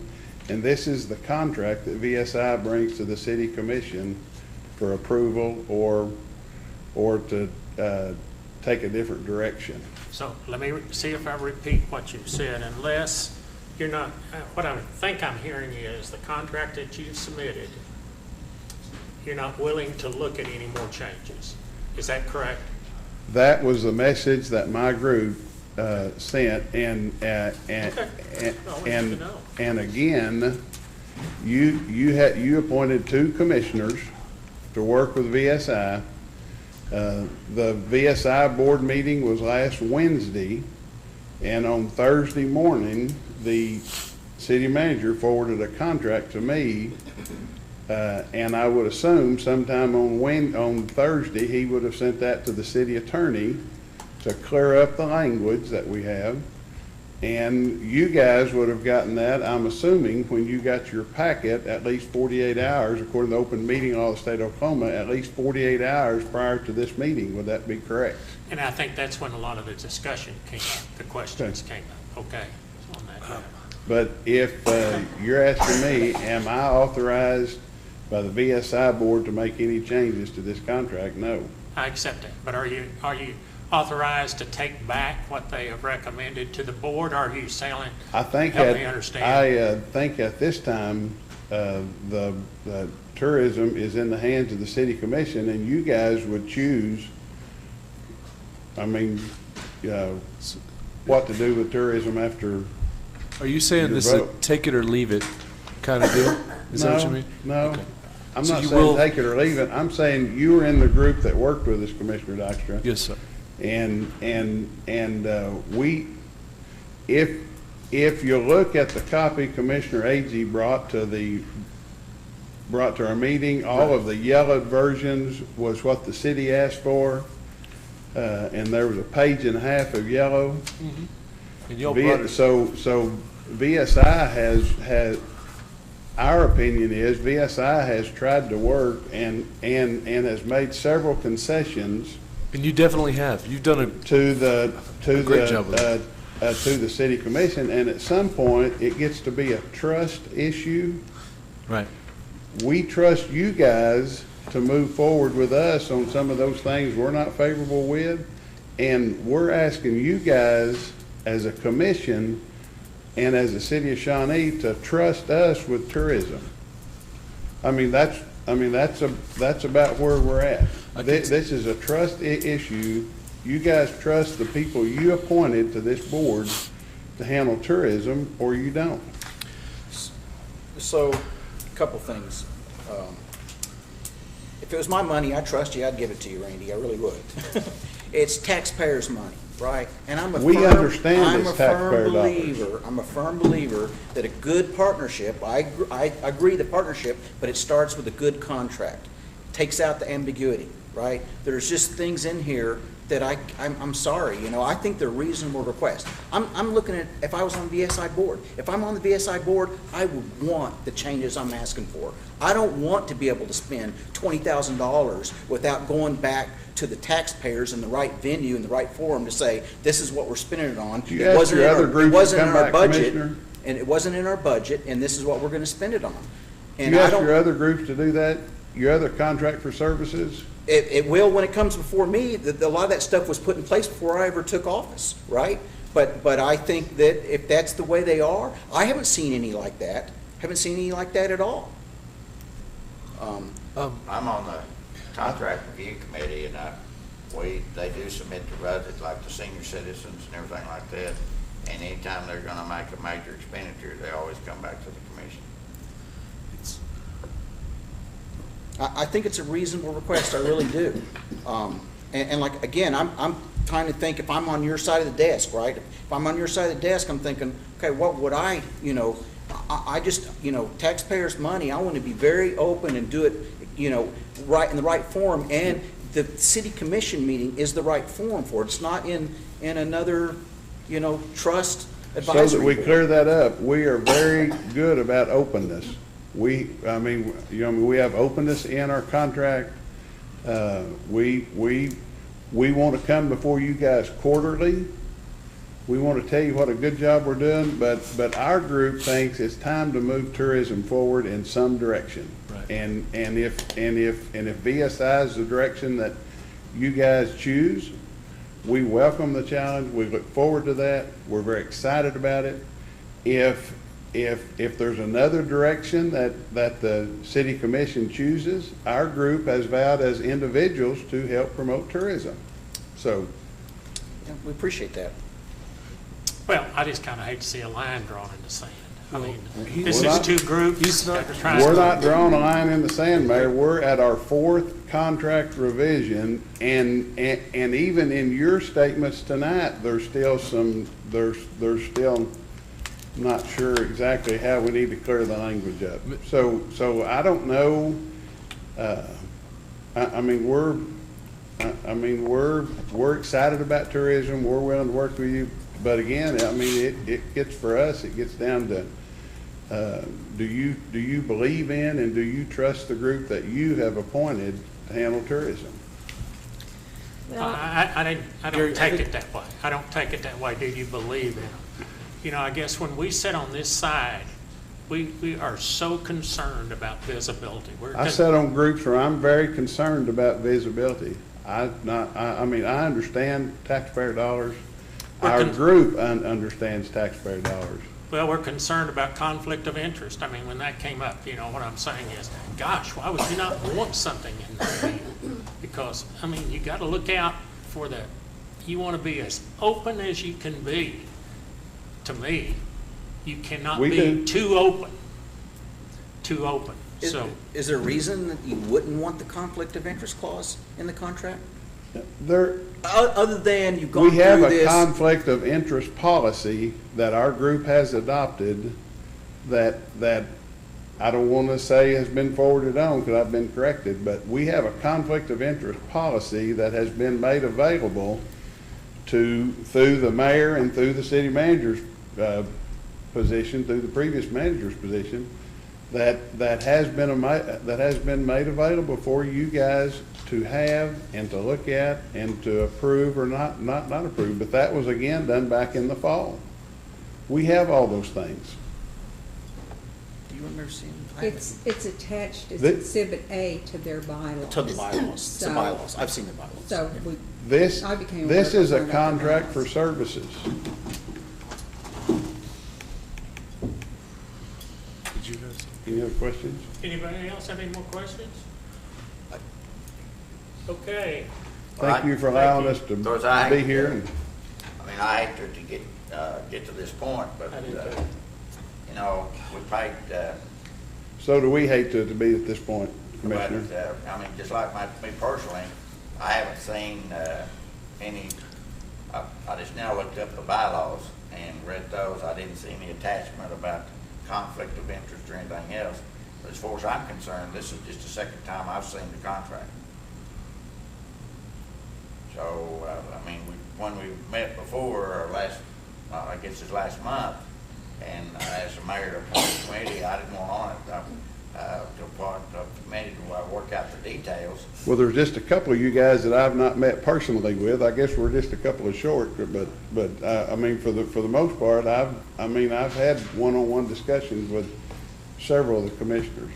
So It's like the conflict of interest. I mean, I'm trying to look at that now, but I don't see it or I don't find it. But I never could understand. We had Mr. Geisler hired to direct all of to set up the board, policies and everything else, the contract and everything else. And we paid him, and the chamber paid him, or I guess the tourism did, and then we're not. I mean, then we come along, we're changing all of it up. So that concerns me. And from the very beginning, from Bill Guy's study, that was recommended to be a 15-member board. So whoever did the incorporator, some of those positions are not. So those studies, it's my understanding, is a guideline. And in his recommendation, he recommends 3-year contracts. Well, obviously that can't happen, so, because the city can't future obligate funds, or any public entity can't future obligate funds. So those studies, it was my understanding that they are a guideline to work with, kind of give us some parameters and. Well, that's what I'm saying. I'm like the mayor. I'd see a line drawn in the sand here and not be able to move forward with what the commission's concerned is. And if those are not a problem, then we can come back. I'd rather start with a contract that all of us are happy with, and commissioners are happy with, and then if every year we review it, we can make changes in it. But I don't want to start out by having a contract that I'm not happy with. From my standpoint. Any other questions, Owen? Okay, here's what Thank you. Thank you, sir. Thank you, Randy, very much. I guess I think we're to this point, and it's up to the commission, is if you want to make these changes to either get it in a draft form or whatever and get it to them and they can say yes or no. I don't want to throw the baby out with the wash, because this is I've been a big advocate of this thing, but if the commission is wanting to do this, and again, I said, if the commission, then we need to take and try one more time for another couple of weeks, and we just have, you get it drafted up and get it. Y'all meet with Mary Ann and try to get it worked out. Could the committee? Okay. Yeah. Mr. Vogel, I've heard from everybody, I think, except you. Do you have any? I wonder. Yeah. No. Okay. You look like you wanted to say something, Gary. I'd like to see you talk a good set of reasons, Randy. Too many judges. Now, first I want to know, who is VSI board? I don't know. I didn't appoint anybody on there. Who is the board? Yeah, it was approved by, I could list the people are. Bill guys. Before you. Yeah, it might have been before you came, I'm sorry. Okay. Before you came on board. I can't remember when we did it. The VSI board, though, was, they were kind of By position. by position, and it was a recommendation in the Zeitgeist report that we had like a month ago or so. It was on that agenda. It's in there, but they basically took people around the area, the greater Shawnee area, and put them on the board. Some people are by position, and they have like a voting, I'm sorry, Mr. Gilbert could explain it really well to you, but basically they, positions, like our city has 2 people that are on it at all times, so voting position. But it was picked, they took people from the industry that Mr. Guy suggested, he's the consultant that does that. Like, we needed a hotel motel person, we needed an accountant, I wish I could recall. But tribal entity, tribal person. It was a broad perspective of the community. And that's where that kind of came from, okay? I actually like the whole VSI board. I like the concept. I like all that. I really do. I agree with you, Wes. I think we ought to try one more time. I'm concerned that Mr. Gilbert says that they won't consider it, but we ought to put one more draft and say, this is, I compromised a couple of my little things away already today. If we come up with, like, not just what Ms. Agee, last time it was Commissioner Agee came up with what she thought that we would agree with and then went to it, but what we're saying now is we come up with the final thing for us. We never, we agree with it. Then we'll bring it to them and then. Take it or leave it. No, I want them to take it. I don't want and that way they're not being strung along, because they feel like every time that this is the final one, that they're stuck. So we get the language right that we like, and then we go to them. Is that okay? So how do we move for that? Well, let me make sure if you're getting ready to do what I think I'm hearing you get ready to do, which is for us to prepare a draft that incorporates what you've talked about tonight and get it to VSI. And there's the language clean that, but the 3 things that I hear, I want to make sure, you want to change the 180 days to 90. You want a conflict of interest provision in there, and I'm gonna assume that their Exhibit A to their bylaws would be acceptable if attached as Exhibit A to the contract. But I want you to all look at those and make sure, and then you wanna change the 1020 to 510. Or Okay, is that get it? Yeah, What you I wanna put thought, in your contract? I didn't version? hear the 180 days as much as I heard termination. I put down wording the contract, clean No, up the it's a- language. Yeah, It's there's the that. 90 days. We want the 90 days. Yeah. Justin, can you make sure we get the Appendix A? Because I did read it. It was on, Exhibit A. it was on email that somebody sent a long time ago, but can you send it again? Yeah, we'll What's send that? that out tomorrow morning.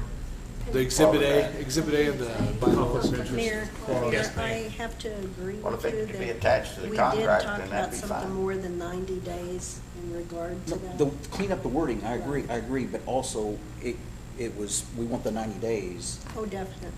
Well, you say We got the breach already at 90, but I got you. Has it got the breach at The 90? breach at Breach 90. is at 90, but breach is not the same thing. It's just not continuing with the relationship. There would be hardly ever be a reason to be breach. I mean, I can't imagine Breach that. would be very But- unusual. But we don't want to have to give notice 6 months in advance. It doesn't even meet our contract renewal, our review. Timeline. Timeline and everything. For budgets and all. Well, I tell you, this is not an easy thing. One thing I've learned as mayor is that anything involved with the government takes a while, and it's a little slower, and I was saying that to Senator Sharp, and he said it's twice as long in the state capitol, so anything good, and I think we can work through this. Hopefully we can, and it comes out we're all better, and we have an organization that we all are, and hopefully it's VSI. Okay, but again, the chair is here waiting for a motion or waiting for something, an action that y'all are wanting to do. Y'all tell me what. Do we need this in a motion to go back? I would prefer to have a specific motion if I'm gonna draft it. I think that's I move- better for VSI. You got it? I was going to say, I move that we draft a final resolution with the 3 conditions, and send it to VSI for approval. Is that? The 3 conditions being 180 to 90, conflict of interest, and the 1020 to 510. Is that what you're? And clean up the language. Clean up the language. Yeah. And, That's in the 90, yeah. and we'll get it prior to Mr. Gilbert, or we can review it. And I'll get it to you Sure. this week. And I apologize for causing so much frustration to that board. I Is really that- do, but life is, that a when good you motion? have elected officials and they read things, that's the way life is in the political game, I guess. We're almost there, though. We're almost there. I think as far as y'all have come, both of you. But, and I say the And negotiating team and them. VSI, yeah. And the VSI, man, let's do our best not to throw this out. Let's work through this to the best we can one more time, okay? You have a motion on the floor. No, We yeah, do. we have a There's a motion, motion. I'll second. okay? And we have a second by Commissioner Hall, okay? All right, let's vote in that matter.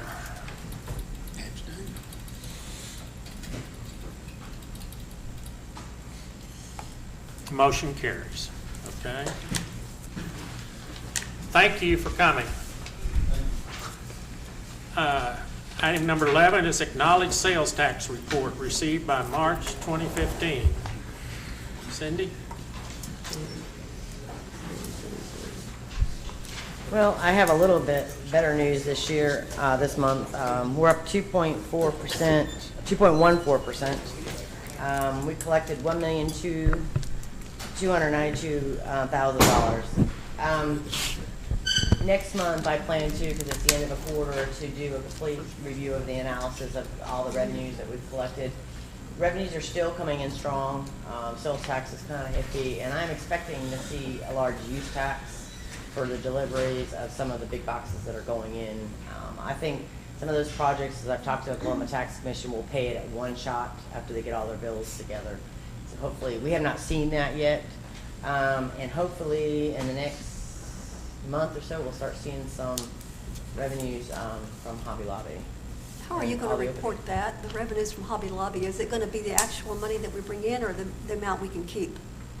Well, we're going to bring it all in. Okay. And I have to pay them for the contract. But I think that's a great question. What she just said is, due to our contract agreement, we're giving part of that back. That So is when correct. you tell us we have a 2% increase, let me just use that, if we take out the 2% we're giving back to them, are we really at a loss? How's that? I will, Net. this does not include Hobby Lobby at all, okay, because they just opened. But I When mean- we do the revenue like this, it will be what we have taken, we'll take it, I will take it out. Just like that one time we had a big sale, a transfer of assets, and we had a $690,000 hit. I take that out, because that's not that's not doing apples to apples, that's, Okay. you know, I mean. That's a so good question. That will, I'll incorporate every money that I have to pay back, I will back it out of the sales tax. Okay. I may tell you that we've collected $1.5 million or something, and I had to give $100,000 back to Hobby Lobby, so our overall. Okay, so you'll give us the overall figure that we're Yes, up or because down? it's not a true figure if I don't Yeah. back it out. Okay. Yeah, it's a wash otherwise. Okay, any questions? So hopefully, it will improve. Yeah. Well, along with that, when do we start the audit process of what they're spending out at the Hunt people in reference to their invoices that was agreed in the Right, contract? I Is that expect, at the end? I will start looking, I mean, I haven't gotten the March reports yet. They come out of like a week or so after. I will get with Dave at the Oklahoma Tax Commission and get their sales tax, and I will start tracking it. I don't really expect to see anything till April, because they just opened the end of February, and the big boxes are usually the middle of the month to the middle of the month. They're different, they don't Yeah, but have I'm to- thinking about the concrete, I'm thinking about all the wood they That's- bought. I haven't seen anything yet. I'm hoping, as I just said, a lot of the corporations, when they build, they get all their bills together and they pay it one time. Okay. Because once in a while, we'll get, like, when we have the oil companies come in, we'll get a big hit one month from $92,000 because they've added it, they send it to the Oklahoma Tax Commission, and it's just easier because it's a one-time, they're in and out. Just like Hobby Lobby, they're gonna be in and out for the building stuff. So they'll do it one time, but I will double check with Dave. If I don't see any increase next month of the use tax, that I will definitely investigate, because we do randomly, as some of the commission will email me and says, check on this sales tax, I can turn them in. Let me just ask a quick question. Anyone know who did the concrete out there poured? What was it, Dolisi? Was it, it was Dolisi, so we should see a hefty tax I thought revenue. Concrete Enterprises was the concrete company, though. Okay, but I mean, whoever's delivered the concrete would be Dolisi, if that's what I heard. So that means that we should see an influx of. But we also have to remember how fast it went up. I understand. I understand. Okay. Okay. Anything else? That matter? Okay. We'll move on then to next month. We're expecting Huge amount. a larger amount. Okay. Number 12, consider bids and requests for qualifications for Boy Scout Park splash pad. Staff recommendation here. How'd you get there? Gee, look at the difference. Somebody forgot something. Well, let's see that.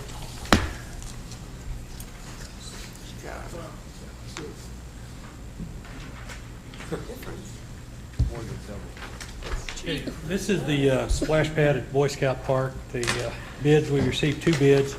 One from Sage Mill Construction from Meeker, Oklahoma. Their bid was $341,244. The second bid open was from C3 Construction out of Ada, Oklahoma, in the amount of $148,364. And we would recommend going with C3 Construction contingent on the bid tabs checking out, the numbers adding up. We'll present those bid tabs back to you at the next meeting. So you want us to go ahead and act on it tonight? Sure would hope so. What- yeah. Okay. I move we accept the bid. Can I ask a question? Sure. Yeah, First, C3 or Construction. after you, I don't, what, I mean, there's only two bids here, so there's quite a bit of difference between, have you looked at both those bids close enough to know why they are so far apart? Well, that's why I was That's saying what he just contingent on said. us He to would- review it and stuff. depending on- I know what the it low won't be bids official is. till we approve it next If you time. recall too, this item is just for installation in the pad, the concrete pad, which is not a large pad area. We have already purchased all the equipment and the apparatuses and stuff. The delivery date on that will be in mid-April. All right. So The RFQ's already been done, though, right? Do what? the request for qualifications, did they do something like that to show that they can do this job? This is actually the actual bid document in the Right. contract, and that's what we'll be reviewing. It's over there. Was if they've done any of these other jobs? C3 before? has done it, and Sage Mill indicated that during the pre-bid meeting that they had done it before. Okay. So. Okay, we have a motion on the floor. I'll second. We have a motion by Commissioner Hall. Let's vote this matter. They've done it, they know what's up. Stay right there, you're next. Boy, that's James, okay. James. Motion carries, okay? Boy Scout restroom project. Did the splash pad, now we're doing the bathrooms, huh? I hope the same Japanese logo on there, because it really creates a problem. This doesn't look good. Uh-oh. Oh, this is air conditioning. Isn't it a cool name? Oklahoma Construction. It's like, it's generic. They must be out of state all the time. Want to hand him one? 'Cause I don't want to Think of an original name. First one's the Boy Scout restroom Construction. project.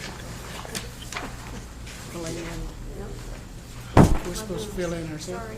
Fill in the blank there. Gary will just donate There. it. I got it. Mayor and Commissioners, Yes, sir. we got 3 bids in for the Boy Scout restroom project. First one was from Sage Mill for $115,544,000. Second one was from C3 Construction, Ada, Oklahoma, $106,672. And the third was from Oklahoma Construction for $79,982. And staff would like to defer award to the next commission meeting. Give us time to go through the bid documents. Oklahoma Construction. Yes, Brandon Columbus. Okay, I move that we defer. we have a motion to defer. Do I have a second? Second. Second by Vice Mayor Harrod. Let's vote.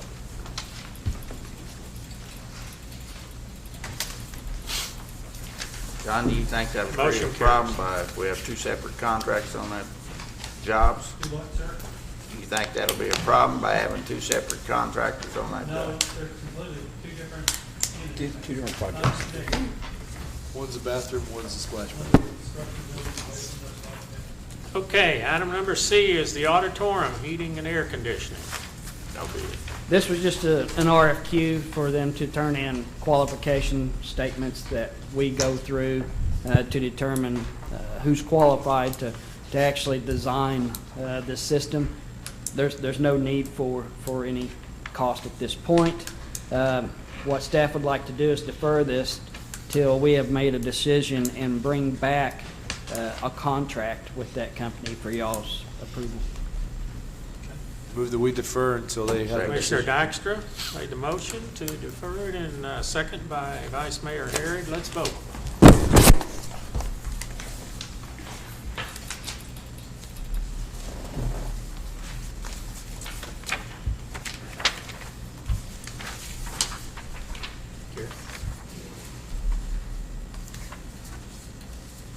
Everybody. Motion I carries. want new buttons. I want new buttons. Okay. Okay, item number 13 is new business. Any new business, Mr. City Manager? Mr. Mayor, there is no new business this evening. Okay, Commissioners' comments, item 14. Yeah, I should have said this earlier. I wanted to thank Commissioner Agee and Commissioner Dykstra. That I know they spent a lot of time, and actually even you, Mayor, on trying to get the VSI contract awarded, and we really do appreciate it. I know, Mike's called me a couple of times, after hours on weekends and stuff, trying to talk about it and stuff, and so I do appreciate that. It's a lot of work went into it, and we appreciate it, and hopefully we can get this thing moving with these final 2 or 3 changes. Did we have a time limit on that, or is it just? Well, we had a time limit, Next commission meeting. next commission meeting. Yeah, we had it for this one. Thank y'all again, I agree. Yeah, appreciate it. Okay, do you have I have several comments I'd like Okay. to make tonight if I could. I met with Mr. Ford, and he's very concerned about the Veterans Museum. I share his concern. I think we need to revisit as the City Commission what has been invested, both the time, the labor, and the energy, and try to work out some type of agreement between the veterans and the individuals who are currently using the auditorium. I did speak with the city manager in length about that, and he is getting, I believe, with Mr. Ford to see what we could work out in relation to that. Justin, were you able to meet with him yet? I was on Friday, yes, ma'am. Okay. It was a good discussion, and we may bring something to the commission in the future. Okay. Another point I'd like to bring up is that I'm very concerned about our drought management plan, about the water level, and I believe I've also asked Justin and the mayor and Commissioner A.G. about what we could do, and have reviewed that plan. I do realize it's a very new plan put into place in 2014, and believe that we just need to be vigilant with our water. Can I make just a comment on that? I wasn't aware, and for the public, we do have voluntary, odd, and even. And I was not aware of that. It is in effect right now, like for your, of course, we haven't been watering during the winter of yards, but we need to encourage that and figure out a way to get that information out. And I agree we need to address the overall problem. But since that is already there, I want to figure out a way that maybe the public and maybe the news media could certainly help us in this matter to remind people that it is voluntary, but water is so important, like you're expressing, and we can take, and at least our yards do odd and even watering. So let's keep that in mind. Now go ahead with your list, but I wasn't aware of that. I didn't. Were you aware we had voluntary, odd and even? Well, I'd only recently read it, so. Well, okay. And that was thanks to Commissioner A.G. bringing up to me that we had that plan available. So in respect to that, I do believe that we as citizens should be ever vigilant of our water and its availability. I know I, for one, am probably one of the worst ones in regard to water usage, because I just water and water my lawn constantly. So another point I'd like to bring out is that recently we had the city manager job description start floating around. And we have we've contracted with Affion to come in and to review that job description, or to put one together and then to send it out so that we would have that done for recruiting purposes. I am aware that that city manager job has now gone out. It is now being recruited for. I just wish that in the future, that when we have a search committee, that you will keep in mind that those of us who are interested that would like to have input into that job description will be allowed that opportunity. I have the understanding that Tammy sent it to everyone. Did you just send it to the committee? We did not initially. We did send it out, I believe it was late Thursday, early Friday after after I heard the concerns of Commissioner Shaw, and then we did receive some comments back that were forwarded on to the firm. Okay. Well, let's do work hard. I agreed in the beginning, and I'm sorry if you did not get it, because let's all work hard. That anytime it goes anything to the search committee, it goes to all the commissioners. Oh, I'm not blaming the city manager I or understand, but Tammy. it's a good point. I am blaming the vice mayor from the search committee, because he did indicate that he would keep me apprised Well, of I that. think I agreed with him, and you can blame me too if we didn't do it. Okay, I'll just Shame blame on you us. both. Okay, but shame. But I didn't receive any information of how to But it's a good forward that point. information It's a very to good you. point. My last point that I'd like to make tonight is that the Shawnee High School graduation is about the students. It's about the parents of those students.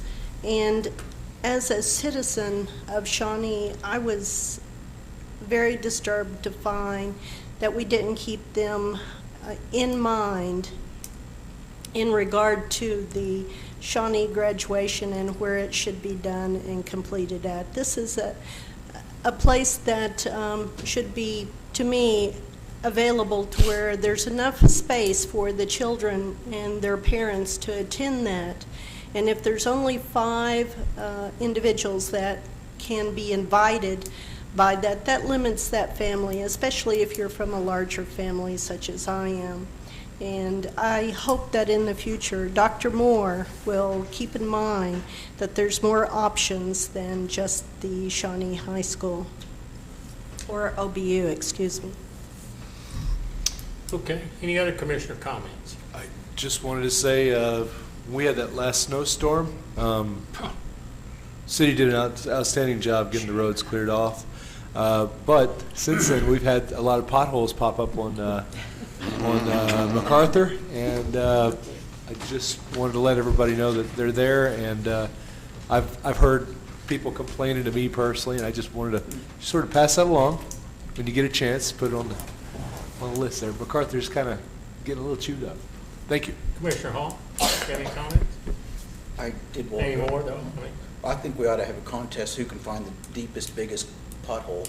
Oh, it's easy. Well, there's a lot of roads out there that are Or for not. Leo, that one will take your. Send all your emails Vice to Mayor, John. do you have any comments? Well, when we were discussing about, and Commissioner Daxter brought this up about the street, or the access road, do we actually have control over that, or do we have to use that states, or do we have to make improvements to that, or what's the situation on that? I just happen to think of that. John, I think the access road is primarily all within the, Well, when we added some of those places out there, business out there, they were asked and put in a turn lane, didn't they?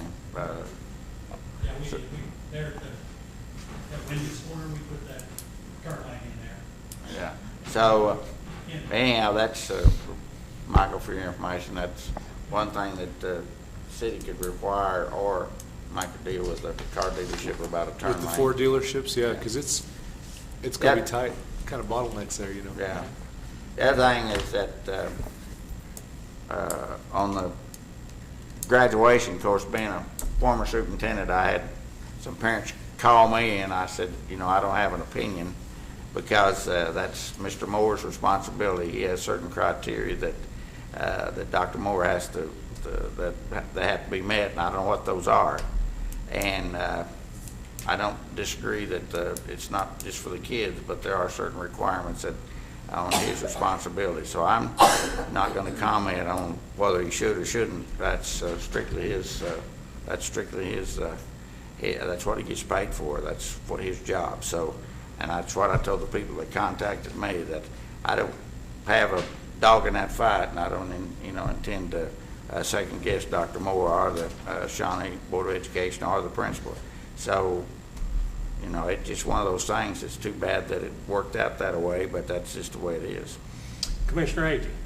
I have one thing on a lighter note. Just want to remind everybody that the third Friday is coming up downtown this Friday.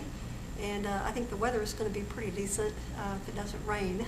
And like that, a lot of businesses that normally don't stay open late will be open late. There's free entertainment, some really good bands down there, and free food. So if you don't have anything better to do, head down there, or even if you do, go downtown this weekend, this Friday, from about 6 to 8.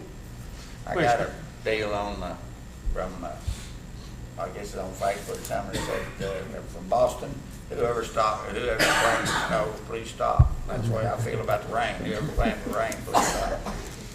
Commissioner Vogel? I have no comments at this time. Okay, sir, I have just a couple. I want to remind everyone of Trash Off Day. Now, if I understand Trash Off Day right, is that when people can pretty much put things out to the curb and that's not? Then explain it to us, would you, Mr. Bryce? I wanted to be sure. Thought that'd get him going out of that seat. No, Trash Off Day this year is April 18th. April what? 18th. It's a week after when the state usually holds theirs, but we changed it to that date because we are going to be able to get more volunteers to show up. OBU's called me and said that they have several people that want to come out and help, and that's a day that they have designated to do their community service.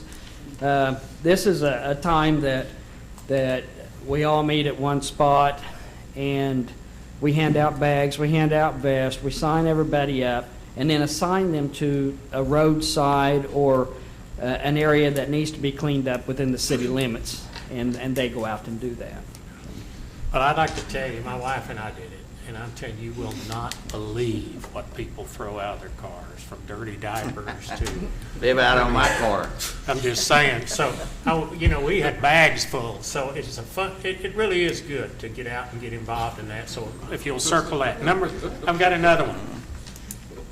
I have an opening on we have an opening on the beautification committee. I need y'all to recommend someone, not the commission, I'm just talking about a regular citizen. If you know someone that's willing to serve on that, we talked about that some time ago, that I would come before y'all and say when we have openings. So I need some help. We need some help in that matter, because that's a wonderful committee. They do unbelievable things, but they've had a lady on there that her husband's very sick, and they both were on there, and he went off and out, and she's had to drop off of that. Last but not least is the Health Week. I'm telling you, that's the week of the 23rd of May. Each one of you need to volunteer and get your spouses to volunteer. John Ayers is putting that together. It's going to be a pool opening. The splash pad's going to open. They're going to have a glow run at night around the airport. Learning a sport day where kids can learn to play golf, play tennis, do all those kinds. It's going to be an exciting week for our city. So please, if you need John Ayers' contact or anything, I'll share it with you. Just let me know. But this is going to be a huge event, which Avitas is putting a ton of money What is that behind called? It's Health Week or Health? I think John has just told me it was Health Week. Does anybody know an official name of it? What's the dates on that again? That is the name. It's a week of the 23rd of May. 23rd of May. Okay, and like the pool will open up later in that week and all those kind of things. But really, we all need to jump around this as a community in the city, and really, this is a big time event for our city. Okay? I'm sorry, Mr. Mayor, I had one more thing I wanted to mention, Okay. if you don't mind. As if you guys don't know, my wife is Japanese, and in the past we've helped out with the Japanese delegation that comes, and I just wanted to say that it'd be really nice if we could all sort of kind of welcome the Japanese delegation that's coming. I think it's later on this month, March 20-something, 28th. But Next sorry, week. March. That's next week. Okay. Next week they'll be here. So anyway, if you see them around, say hi. Commissioner Shaw? I just got a letter from Pioneer Library System that was in my packet, and apparently they've got the Big Read kickoff with Michael Chabon over at, and I'm probably slaughtering his name, but it's at the OBU, and it's on March 26th at 10 a.m.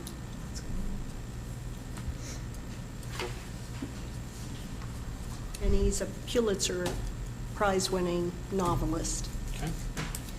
Okay. Thank you for sharing all that. That Sister City deal is the 25th. 25th, okay. Yeah. Thank you. I will adjourn the City Commission meeting, or recess it, and then I'll convene the Shawnee Airport Authority. I'll call it to order. We do have a quorum. I'll consider approval of the consent agenda. So moved.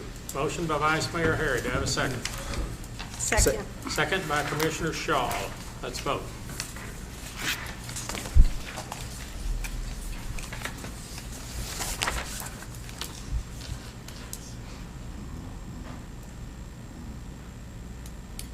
Sorry.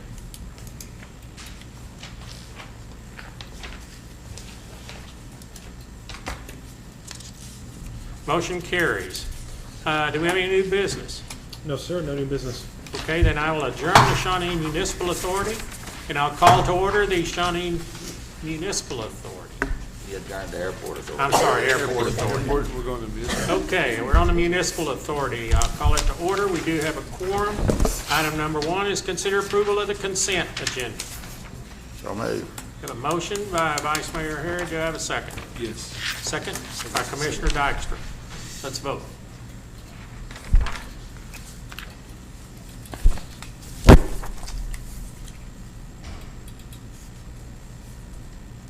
Motion carries. Item number 2 is consideration, discussion, and possible action on an agreement with the Barbara Roche for legal services in connection with matters related to protection and expansion of the city's utility services.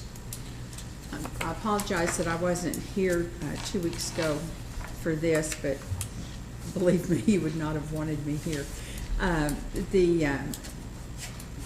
This is an agreement that we've had for some time with Ms. Roush. We had a similar agreement that had been signed by the city manager. I've been asked this week, or today, about Ms. Roush and DEQ. She retired from Department of Environmental Quality in 2012. She does not do consulting work for them. She doesn't receive any funds for them, from them, and so she has no formal relationship of any kind, or informal relationship of any kind, formal or informal, with DEQ. She's been doing some work for us along the lines that are mentioned here. It's somebody in the city that can take care of things for us in Oklahoma City, that has knowledge of when to photocopy something and when not to. And frankly, it's cheaper than using a paralegal at a law firm. And I'd like to continue that relationship with her, and that letter of agreement is in your packet. I, for one, hesitate to enter into a letter of agreement. I mean, if we have a contract, then it's more explicit to me. At this time, I cannot propose that we proceed with Barbara's contract. How long has the city had a relationship with her? Since Mike Wofford, in March of 2013, 2 years ago. Okay, so when did she retire from DEQ? In 2012. Okay.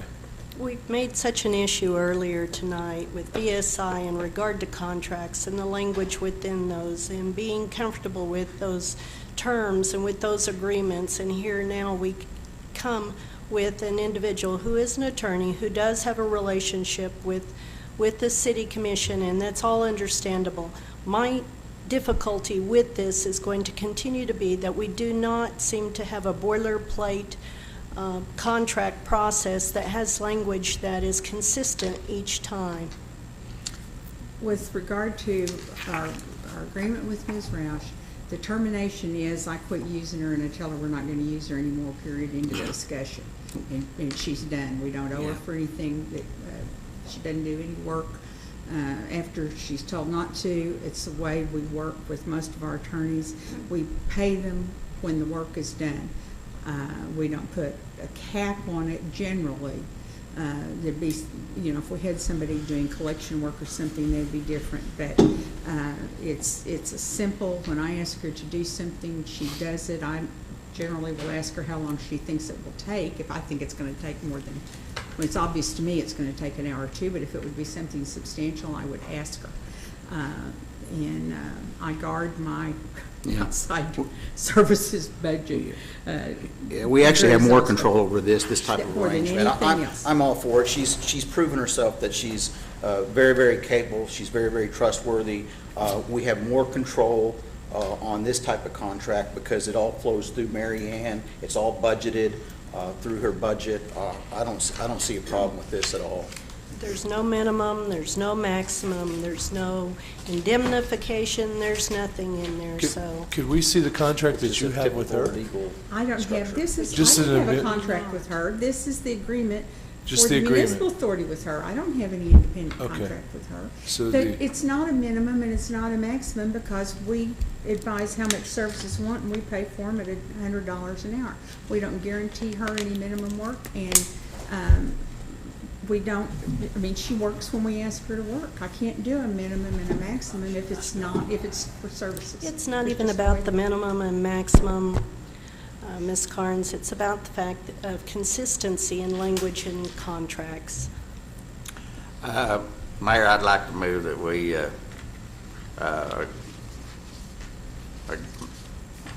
guess acting approve the letter of agreement with Barbara Rouse for legal services. I'll second.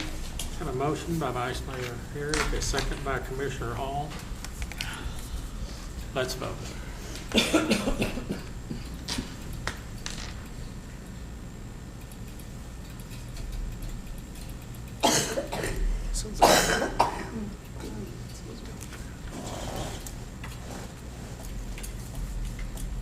Motion carries. Okay. Item number 3 is consider bids for Shawnee Lake Maintenance Office Building. Staff recommendation in this matter?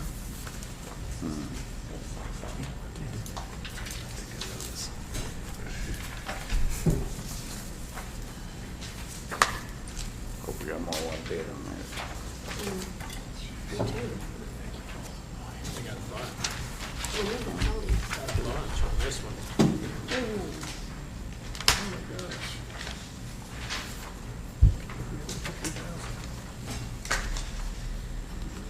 For the bid letting on Shawnee Lake Maintenance Office Building, we had 2 bids returned.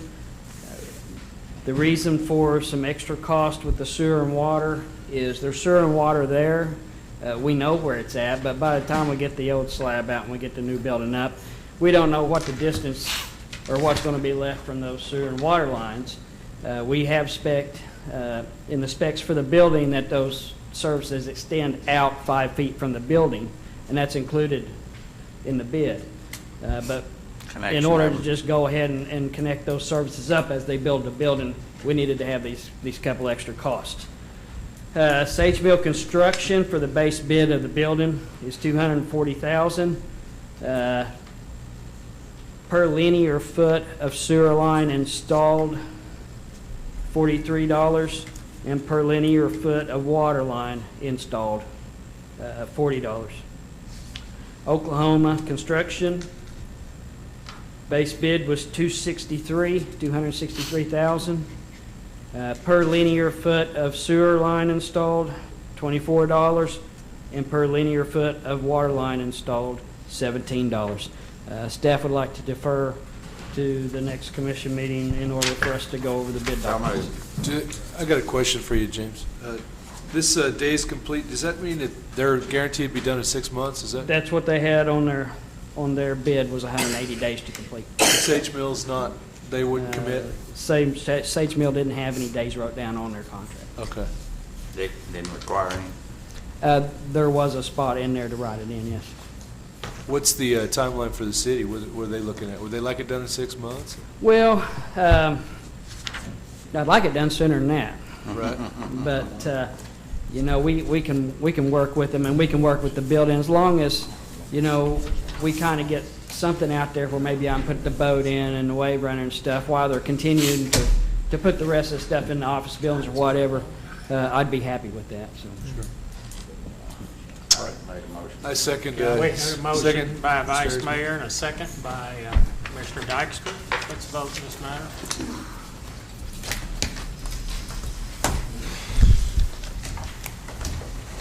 Motion carries. Any new business? There's no new business in the Shawnee Municipal Authority, Mayor.